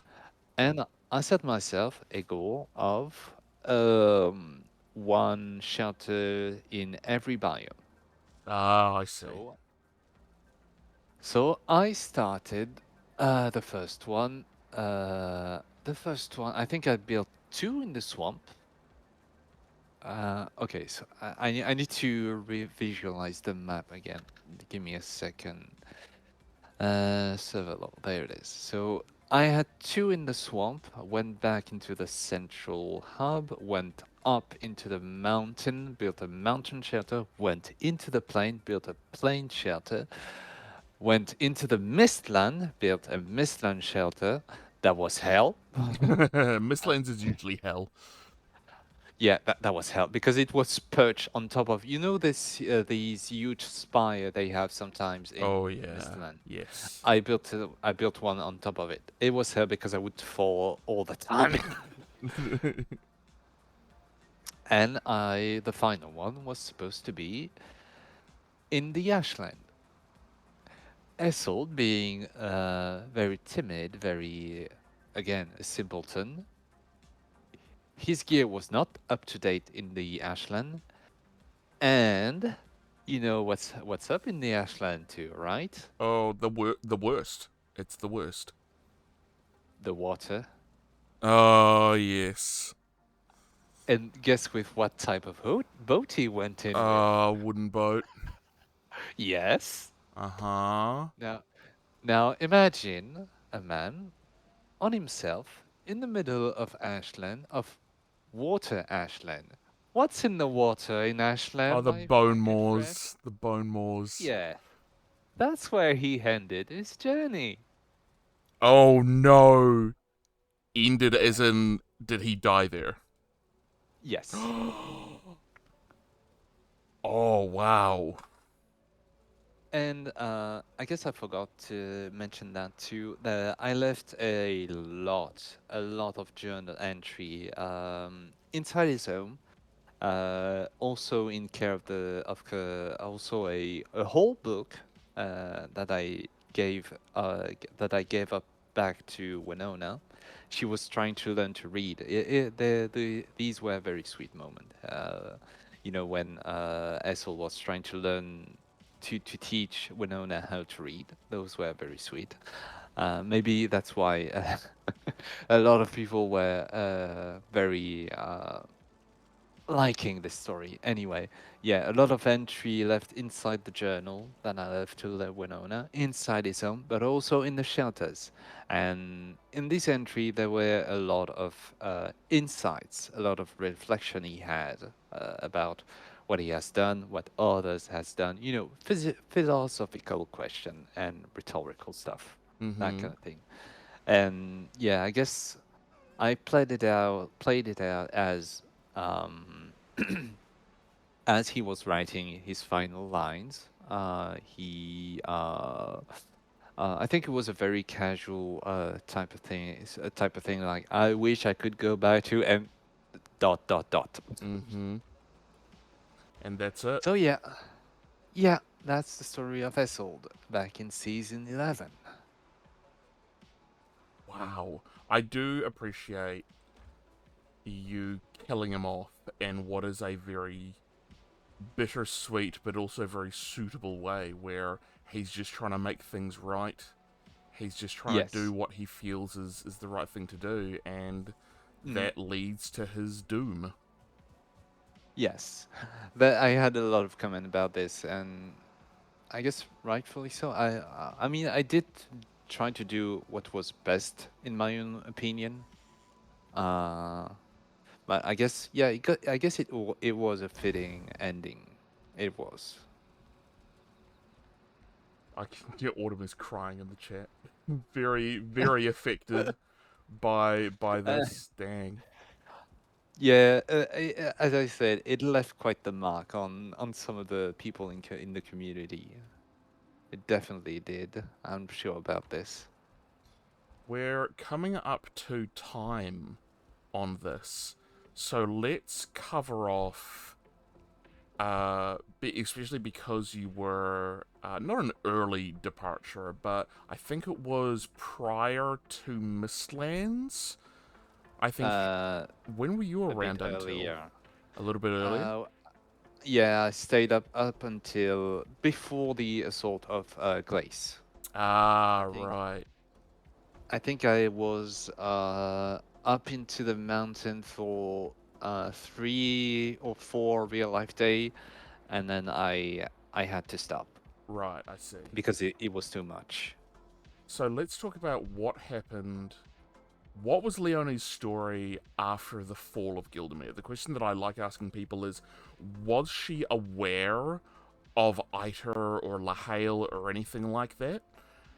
Did she stay up to date on the trial of Lahail, where they ended up exiling him? Did she hear or know about that at all? Being a very from the poor man's class, being a beggar, so quote Mm-hmm. unquote, I considered her to not be aware of it because she had bigger trouble at the time. So I thought to myself, okay, she doesn't need to know that. That's not a thing she needs to. That's not a thing she'll naturally go toward to because it's not important yet to her, so she'll come back to it when it is important. Right. Okay. So when Gildemir falls, do you think her father survived and was able to sort of eke out a living uh, after the fall, or did he die in the assault? I definitely considered him to have died, but in character, I left her to believe he was still alive, Ah, definitely, okay. because that's the sort of character she is. She would definitely believe he was still alive. She would you say she's optimistic? A little bit, just a little bit, because she's optimistic when it comes to others' stuff, but when it comes to her own confidence, her own doings, she's gonna be a bit pessimist. She, as I said, she needs to learn a bit more self-confidence. Hmm. She needs to trust herself. She needed to trust herself a bit more. Do you think it's self-confidence, or did she also have, or maybe it wasn't, or a self-worth issue? Yeah, maybe it's part of the problem too. Yeah, she had a few self-worth issues for sure. What do you May, think it that, would have that taken for her to begin to maybe not solve it, but make progress towards solving that problem for her? definitely going all the way to mastering all the error material from that spreadsheet for sure. Mm. Knowing that she can consistently forge out any weapon, any tool she wants, or anything her customer wants. But other than that, maybe being a noble would have made her a bit more assertive or give her a bit more confidence. Oh, I But see. Because of that perceived classism of nobles, she would have yes, gone, "Well, I ought to be more assertive then. If I feel like I'm supposed to be assertive, so I'm going to start doing that." yeah, exactly. I see. That would have been a very interesting thing to experience. Yeah. I think Thyra might think that she's aberrant. Thyra would have been like, "What have they done to you? You're a different person now." Which actually also leads me to the connection with Thyra and Radan. How did that come about? Because we were looking Ooh. the at your home over on the Yeah. Twin Crossing River. Oh. How did that all come Uh. about? Okay, so with Leonie and Thyra, it was pre-season. Okay, Thyra wanted to what was it again? A bit of a group for any of the orphans that was part of any of the orphans that were part of Gildemir before the assault, because especially when it comes to Gildemir, you know you have this social ladder. And when it comes to the poor people, there's always going to be orphans for sure. mm-hmm, Uh, but for Thyra, it was mainly an orphanage to welcome, or she was part of some sort of orphanage that would welcome all the children, the parentless children of Gildemir. right, After the assault, we sort of decided that considering Leonie kind of lost her father and for sure her mother, she would befriend and starting common, not common points, but she would start sharing interests with Thyra. Now for Radan, I think it came up later when it came to setting up twin crossing. We sort of huddled down with Phoebe, right. Thyra, and myself in the rumor mill. Radan came up and he was like, "Hey, I need a bit of a shop, but I don't have time.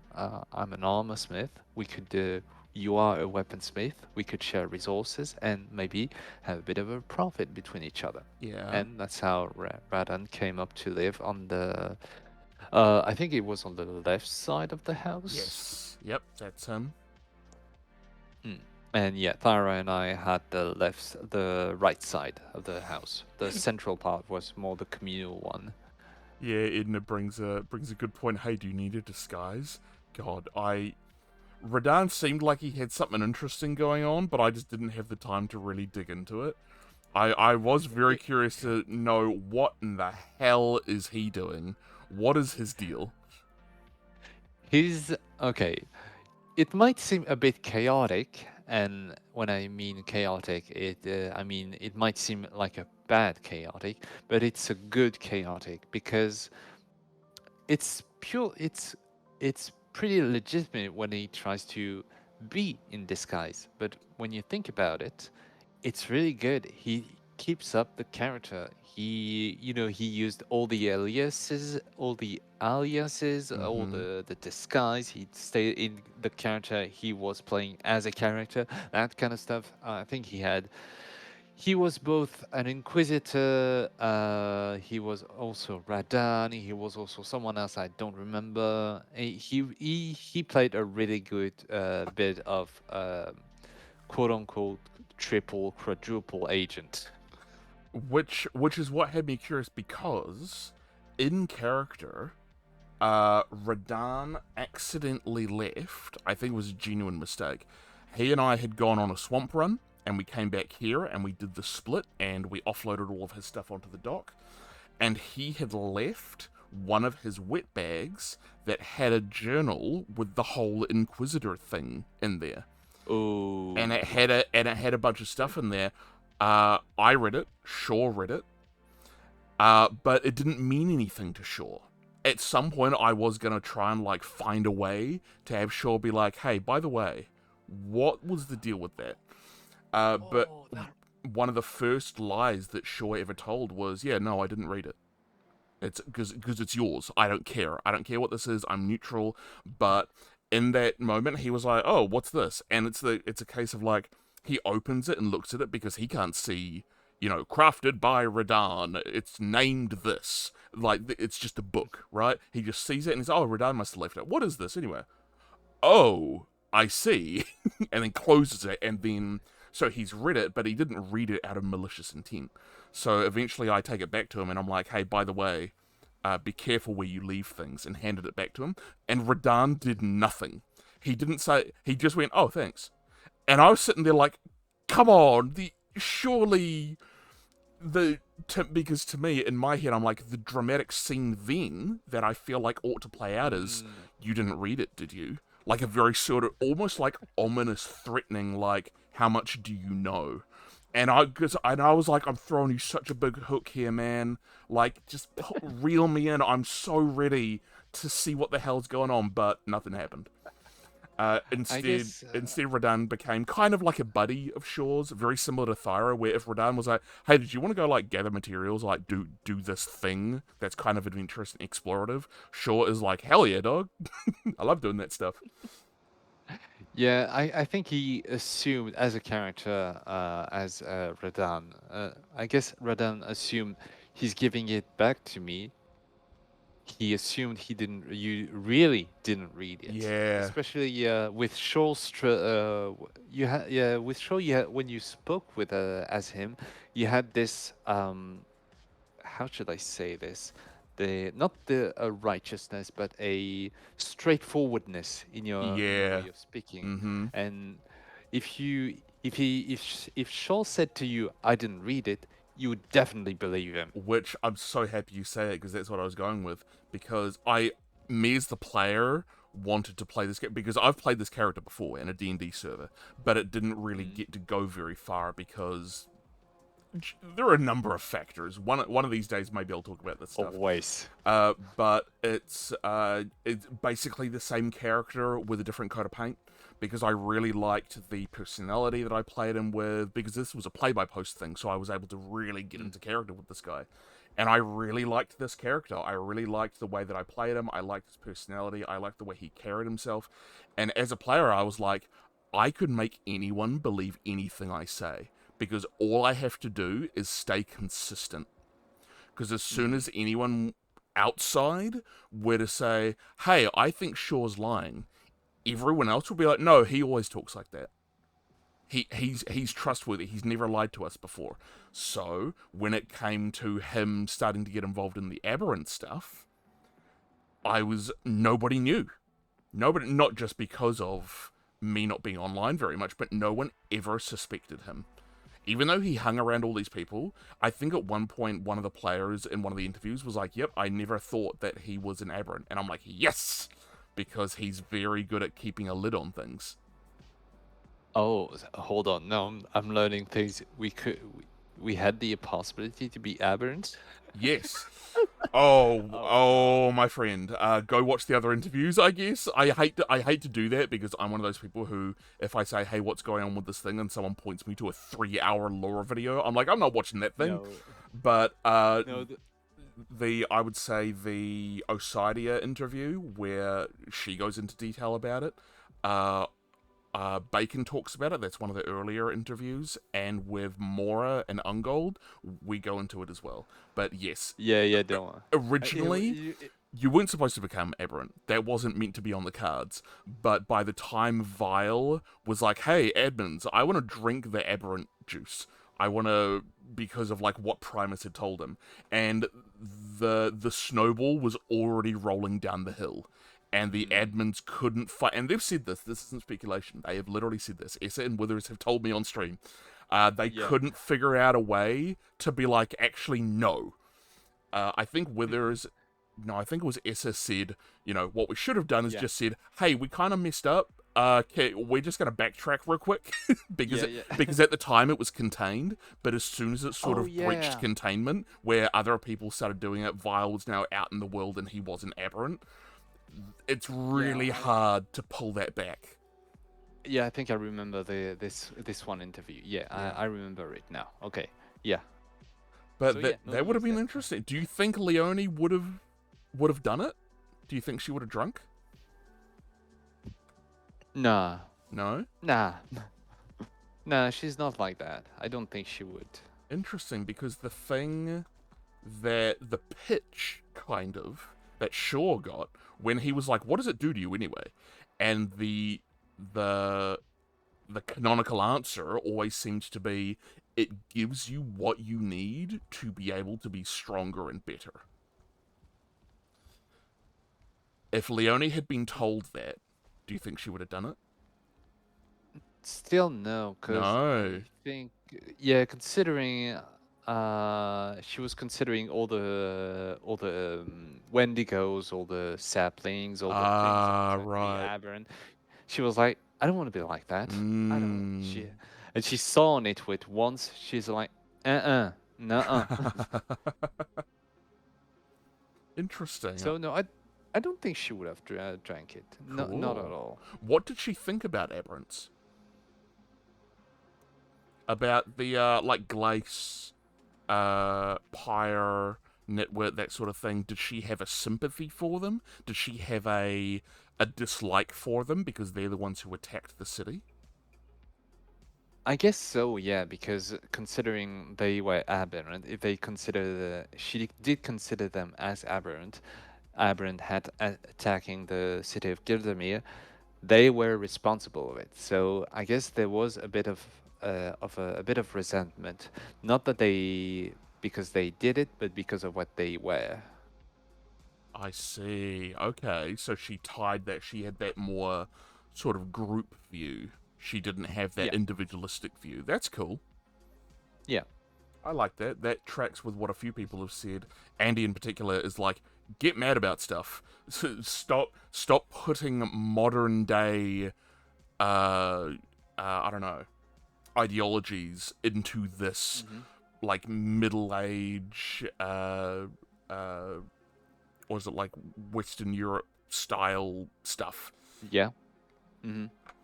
Yeah, it's a fantasy world. The world is your oyster. Well, not yours, but it's definitely an oyster where you can do Yeah. most of the things you want. Do you think? Do you have an idea for what kind of character? Obviously, lore accepted because we don't know. Even though there is a teaser thing up on the VRP website for anyone who hasn't seen it, Yeah. there is something on there. Go look it up for yourself. For season 14, it's very small. It's very minor. We don't really know what it means yet, but there's something up there. Um, do you have an idea for what kind of character you wanna? Well, actually, better question: what kind of character do you want to play that you haven't played yet? Ooh, that's a tough question. Have you Hmm. played like an evil character who just does bad things? It is on my to-do list, definitely. Although I do have a lot of struggle playing as an evil, even as a proactive character, I tend to struggle. Mm, Um, because introvert kind of Introvert, stuff. yes. I know Yeah, the feeling. yeah. I can do this, what we're doing right now, because it's like a one-on-one thing. If I'm in a big Mhm. crowd in real life, I'm sitting in a corner, hunched. But if I were to be an evil character, that would be actually someone that does things in shadows. But I would have to be very considerate about what I do, and Hmm. especially when it comes to syncing with other players. If I were Right. to find a partner in crimes or a victim. Yes. Yes. Uh, but yeah, I guess if I were to play, I guess that's the next type of character I'm aiming to be on the next season. I don't give it much lifetime Hmm. on the server to be alive, because being a very I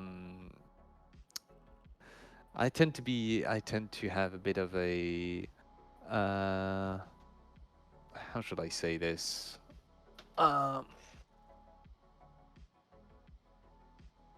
I tend to be a bit clumsy Oh. when it comes to acting, and so a few, maybe I do something wrong, and someone finds a trail. They track back it to me, and that's how my character might die. That's Okay. precise. That's the one thing I fear if I were to play an evil character. How quickly the character might get ended.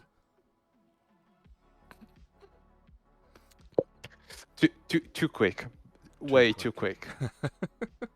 I'd like I, to I, do I that at some point, maybe with like a very throwaway character, just to experience it and see how I like it. I might just do that, just for the fun of it. Just how much time can this type of character do their things? How long can you I survive? Yeah. yeah, I might do that.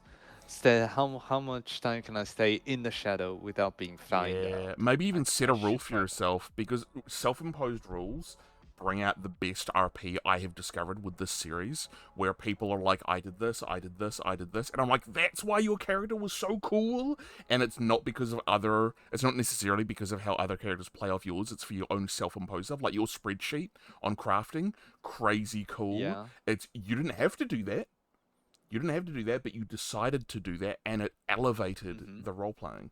Osidia Yeah. was like, I'm just gonna be a liar. I'm just gonna lie to everybody on the server. Huge.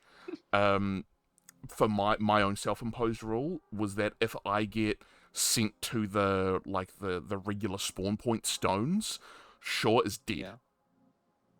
He's Mm. dead. He's been killed. I'm not going to do the whole drag myself away from the battlefield. I got mid RP. Nope. Oof. If he goes down that many times that he gets sent back, that in between between wound timers, that's it. I'm just going to have him die, no matter how embarrassing that death might have been. Like, all right, Yeah, but he then went out into the forest, and then he never came back, and they never found his body. but that kind of ties in with the sensation you have as a player. You have a fear, kind Exactly. of fear as a player, but it doesn't translate. You have a risk of translating it back into the character of what he does. That's right, and that's why Shaw acted the way he did. It's why whenever there was a fight, he was way away from it. He wasn't right up close trying to hear everything that's being said. If he thought there was a fight gonna brew, I would turn on walk and just really slowly start to move away from a conflict that was brewing. Ah, but Be- where's the fun in this? well, he again, like he was trying to stay neutral. He wasn't interested in these wars because he didn't believe in them. He didn't believe in what the aggressors were trying to do. If he got roped into it, like the glacier attacks and stuff, he'd take part in defending himself and the people he cared about. But in these other conflicts, he's like, I've nothing to do with this. I don't know anything about this. I don't know these people. I don't care about these people. It's not going to affect me. With the aberrant stuff, he did get involved because the aggressors were the anti-aberrants, and the people who he cared about were the aberrants. Were Mora and River and Ollie and all those people. And he was like, no, I like these people, so I'm in it now. But even then, when there was a fight, he would sort of try to redirect the aggression to a third party. In one case, Silas. Have you come close to death as a Shaw? I think he did once but that was during a PvE. It was Oof. an event. It was I went down a bunch of times during Cutie Pie's event. It was the sky fight. Oh, we can use that now because the teleport function works properly. Hold on, stand by. Where's S's coordinates that she gave me? Where are they? Because I believe that the key to this is you don't use commas anymore. Is it this? Is this going to work? I don't know if this is going to work. Because you wouldn't have been away for this. You would have been away for this, I think, because this was post planes and everything. Yeah, here it is. It's way up in the air. So this is down on the ground. Uh-huh. Where you could fall into, and we would literally just be dropped in the middle of the ocean. There were all these boats around, but then we would go back through here to get back in the fight, and oh my god, this arena is the most amazing thing. Look at this. Look Wow. at how unfrigging believable this thing is. This is an admin build. Oh yeah, I've seen it a few times. You've seen it, yep. I think Tay Flip Yeah. Schofield has done streams where he's showcased it. It is so...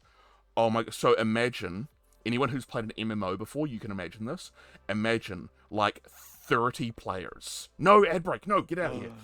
Like, 30 players, there was so many of us here, and it's just fighting. Seekers, Ashlands people on these platforms that are slowly being broken by the combat, where it's like a jumping puzzle, and we were told, no feather capes, if you fall, you fall. And you would fall all the way down into the ocean, and there would be a portal that you could jump back into to get back in here, and you would drop through this thing here. Echo was up here, yelling, various expletives. Cutie Pie was out there somewhere like, hey, this was meant to be a date with Echo. What the hell are you people doing here? And, oh my god, it was just... Oh, it was incredible. It was the coolest fight I have ever been in Valheim roleplaying. Any crashes? No crashes. No, very, damn. very different from early on in the season. The ad break's going to hit us in a second, but we can keep going because we're kind of at the end here. It's just, oh my god, it was just so cool. Have you, because you've played MMOs before, you've played Lord of the Rings Online. It was literally like an end game raid. There were just there were groups of people, and it was like one of those open world boss situations that a lot of MMOs have, where small groups were forming on these different platforms. People were standing on these islands and firing ranged shots, and you had staff that would spawn monsters behind us so that we couldn't just stand here and do whatever we wanted. Then we would have to like jump from place to place. So I'll show you how hard it is to try and navigate this without the feather cape, because there's the chains, right? And yeah, it looks slippery. It is very slippery, and ow, you take a little bit of damage from jumping down there, so you have to go like this. And oh shit! Oh fuck! See, I just fell, and you've got to try and... Oh my god, so cool! Catch back. Unbelievable. The coolest out of the entire season, even the Siege of Gildemir at the very, very end, this fight was the coolest for me. Oh yeah, this is what would happen. You drop down here and there's a portal. It reminds me of what's it called? Ions. What is that? Ion is it was a... Oh, is that like the Angel MMO where you could have wings and stuff? Yeah. Yeah, I know that game. That reminds me of one of the designs. Of the, I think I don't remember the exact name of the raid, but it reminds me of this floating style. It's oh my god, it's just so cool. It's so freaking cool. Very cool indeed. Like, we show up, and literally everyone was, I think a lot of it was out of character, going, whoa! Because we'd never seen anything like it before. And then, like, Echo is there. When we realize that Echo is there, Cutie Pie starts yelling at us, like, get the hell out of here! What are you doing here? So we effectively ruined the date between Cutie Pie and Echo. But boss bugs would spawn. There was, like, a boss dwarf who was like a 10-star elite that would use ice magic and be blasting Oh. people off of the side. It was like dynamic terrain. Oh my god, the jumping stuff was awesome. You had some characters like Mora who were afraid of heights. Oh, the poor girl. She was standing there, and I was like, Mora, is that you? And she's like, sure, help, what do I do? Oh my god. It was, yeah. So if Great. anyone has recorded the fight, this event, please show me where it's available for people to watch, because it was so cool. It was unbelievable. But yeah, Nice. is there anything that you wanted to cover about Leonie that we haven't covered already? Um, t- is there anything? Do you, Um, well, here's a question. I know that you had an early departure due to looking after yourself. Good choice. mhm. Are you Yeah. happy with where you left her, with where she was when you departed? I wish I could have done more. Definitely. Right. I wish. Do you have a Uh, favorite biome that you like to play around in? um, a favorite biome, specifically on this server or in general? In Valheim, or in the server. Um, I like the plains. A lot of people seem to like the plains. A lot of people say that plains and swamp are like peak gameplay. Or not swamp, it's plains and somewhere else. That someone the other day was Uh, like, plains in this place are the best. Black Forest, probably. Yeah, I think Black Forest is pretty cool. I like Black Forest. Cause I know if I were to make a top, I would say yeah, plains and then Black Forest. Mmm. Interesting. I guess I could. I mean, it's not much, but I don't know if you remember in the chat for Twin Crossing, we had to decide for a meeting hall or whatever it was supposed to be. On top of the hill, close to the shop. I don't know if you remember that. Ooh. Like where we were going to have the outpost? No, not the outpost. It was literally in Twin Crossing. Oh, I see. Uh, like south of, it's south of the shop, I think, of Leonie's shop. Uh, Close to the Oh, old place of yes. Marina. Yes, I remember. Let me warp on over there. The community hall thing that you were Yeah, what? building. Yeah, that's basically where I had to leave. It's basically a field of on construction, work in progress. It looked really cool from what you'd been able to build, but we all understood why it didn't come to fruition. Yeah, I basically got out of the fort and was like, I gotta do the town center now. And it just No, becomes no. work at that point. It's no longer fun. And it was like, no, I ain't doing that. No way in hell. Because you still put a ton of effort into this. Like, there's a shitload of wood here. You had the beginning. I love this. I don't know what this was going to be. Obviously, it was going to be some sort of, like, tower, maybe? And In the middle of the okay, stones? so I had Demon help me in the design for this, the round shape. He showed me a video. He was like, okay, I want this town center to be like that. How should we design that? I was like, okay, maybe we should do. So basically, it was supposed to be a elevated sort of circle roundish structure. Okay. So you have the general structure. It would be some sort of corridor, and then on the side there would be some sort of pillars that would be all the type of rooms. So you would have a common center, a storage for the whole town, One Oh, would yes. be so you would have a storage for the whole town. A second one would be for an event. It was there was some talk about some seasonal event we could do, like games and stuff. Mm-hmm. And I don't remember the other two. And I also made some sort of parkour type of thing, unfinished again. I can see the But sort of yeah, obstacle course we've got here, which is really cool. yeah, a bit of a checkpoint, some sort of stuff, slippery thing. Yeah, it's really cool.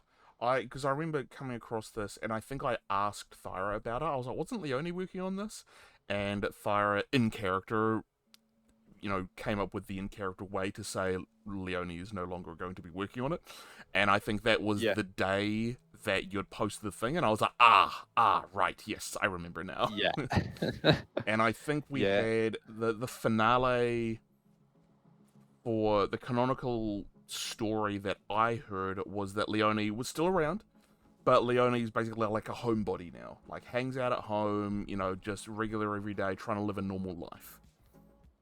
Hmm. Do you Okay. do you agree with that, or do you have a different sort of epilogue in mind for Leonie's story? That's pretty much how I left it on the server, so I can't really argue with it. But if I had a bit more time to pick out the small detail to make a bit more of an ending, I would have left her in the forest to die. Wow, really? Why? I like to finish things. I don't like having things hang up and just being left untended. I I like see. I like when stuff are finished and I don't need to touch them anymore. Mm-hmm. Which is why what happened with Esselt. Ah, yes. Because Yeah. it keeps me frustrated. I'm like, yeah, but what if I done that? No. If I Yeah. come up with an ending, I'm satisfied with it, I stick up with it. At least there is an ending. Yeah.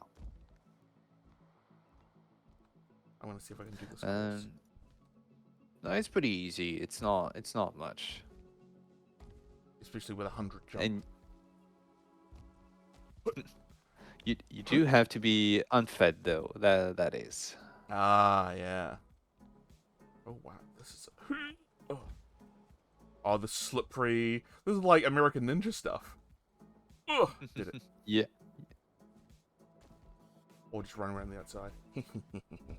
And I was about to do something that goes a bit higher and higher and higher. Oh, yeah, so you can fall off and get knocked out.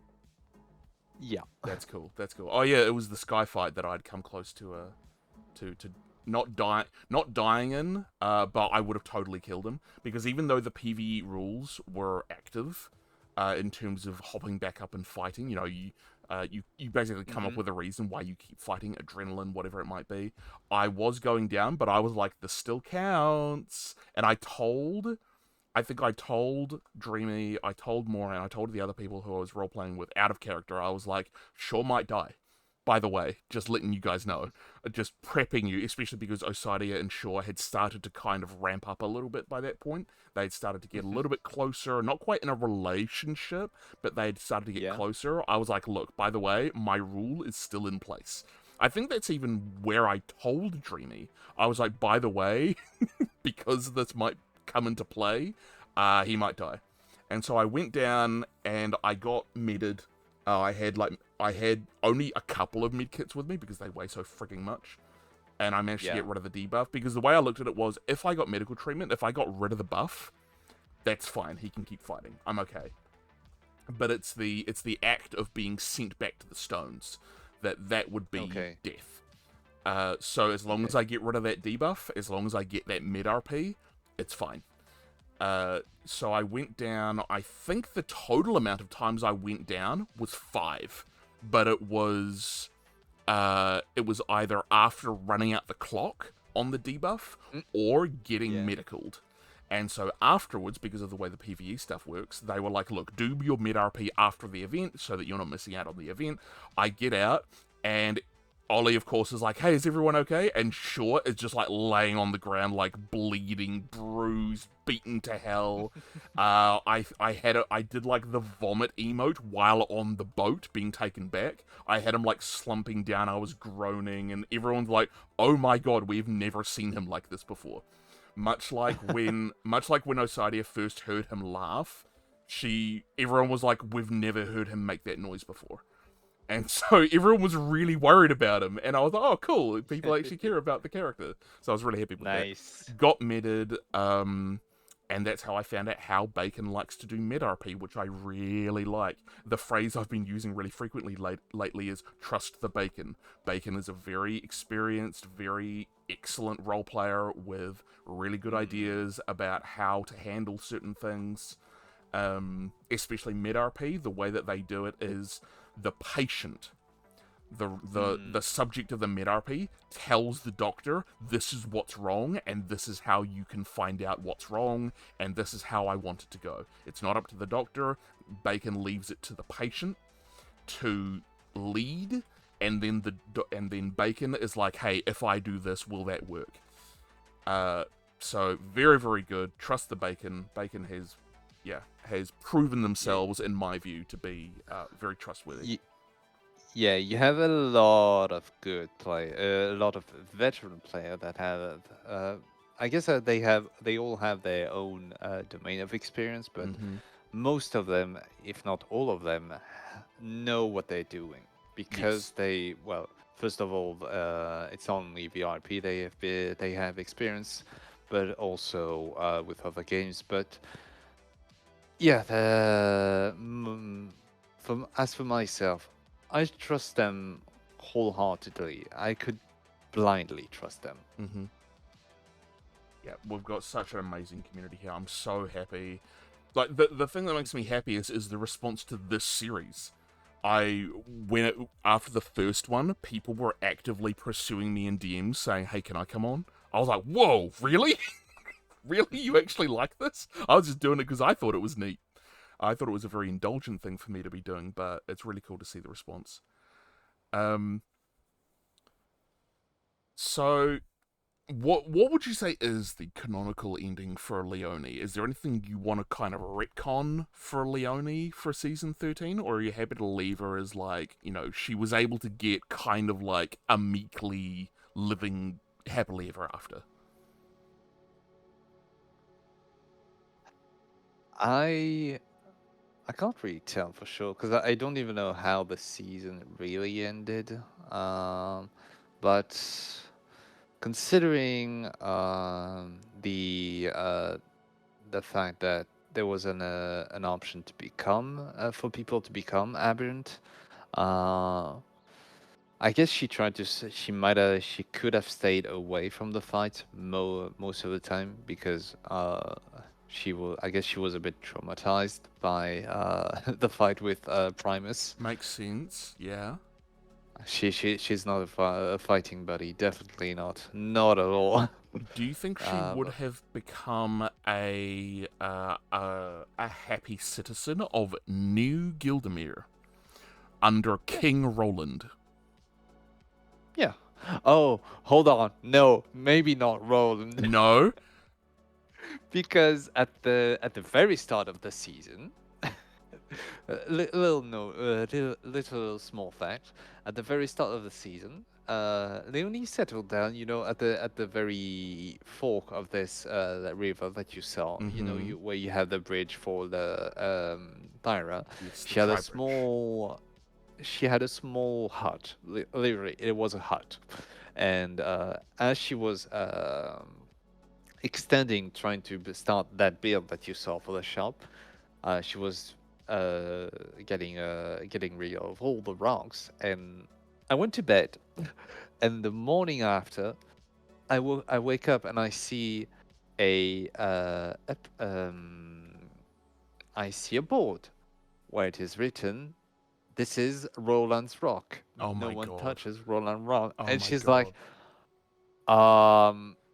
What does that "There's mean? mine."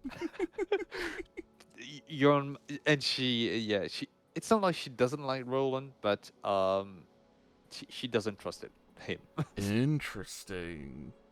So I guess Oh. she would be a citizen, but A happy citizen, maybe not. Sure. Maybe a doubtful one, but not a happy one. Curious. Yeah, Roland did go around putting all those things up. It's how he got so well known. I'm curious to Yeah. see if anyone tries to replicate that next season. Oh, that definitely, definitely. There's always a bit of nuance and repetitive bits that goes on Mm. from one season to another. It's inevitable and it's fine The thing I hope we because see is people taking the stuff that they liked this season and not just replicating it, but improving on it. I think there's a ways. There's a way. People are always gonna find a way to improve. Well, maybe not improve, but they're always gonna try to find a way to take the same thing they've liked, but put their own twist onto it. They're Make always it gonna be theirs. that. Yeah, it's always gonna happen because that's basically how VRP is. Because once people know what you're doing is not a thing that you do from your own craft. Mm-hmm. It's visible. It's and everyone knows it in seconds. So Right. yeah, they will. People are gonna strive for progress, whatever happens. Yeah. Good. I think we have that kind of community here. Mm-hmm. Um, with all of that said, we of course come to the end. Welcome to the end of the film, where we are about 2.5 hours in. I think that Ooh, is oh God. I think that is plentiful time. Do you have any other kind of sign-offs or things that you want to comment on? Shout outs to other players, admins. I know often people like, oh, everyone was great, but I'm sure there were one or two people who kind of stood out to you. Yeah, I guess I do. Well, first off, shout out to Thyra, who Hell yeah. accepted me for, being partner in, not in crime, but at least, living together in the same house. That was a good adventure, a nice meeting. Shout out to to the two siblings, Damon and Phoebe. Love the Um, Vestas. yeah, they took care of me, especially Phoebe out of character because when I had a bit of a bad time IRL, um, and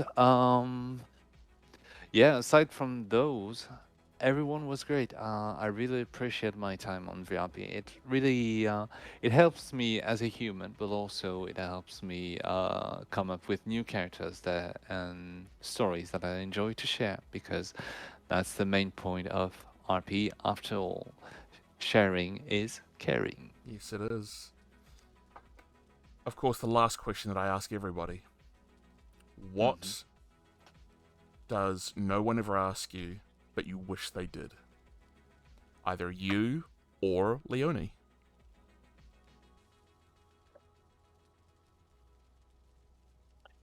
People never ask me to kill someone. Ooh. Not once. Uh, or maybe they never ask me directly. That is, Mm. it's always been implied, but never directly. Interesting. And you'd go for that with one of your characters. For the future, for the season 14 one, definitely. I will try Ooh. to, of course, hide it. Yeah. By all means, I'll try my best. I know I would do a terrible job because I'm a very clumsy one, leaving evidence behind me. I know for sure, but I guess my character would do it if I were to design him as best as I've tried to design the others for this far. Very curious to see if anyone takes you up on that for season 14. I know someone will. I hope they do. I want to see what happens because for the season 14 debrief, if that happens, maybe it will. I don't know if I'll have the energy to do something like this again, because it is a lot. Uh, but that sounds super cool. I really like that answer. We haven't had one like that before. Most of the time, we've had people say, like, I wish people asked more questions about my character. Osadi especially, because her one was, why was no one asking her, hey, why the hell are you lying all the time? Why aren't you telling the truth?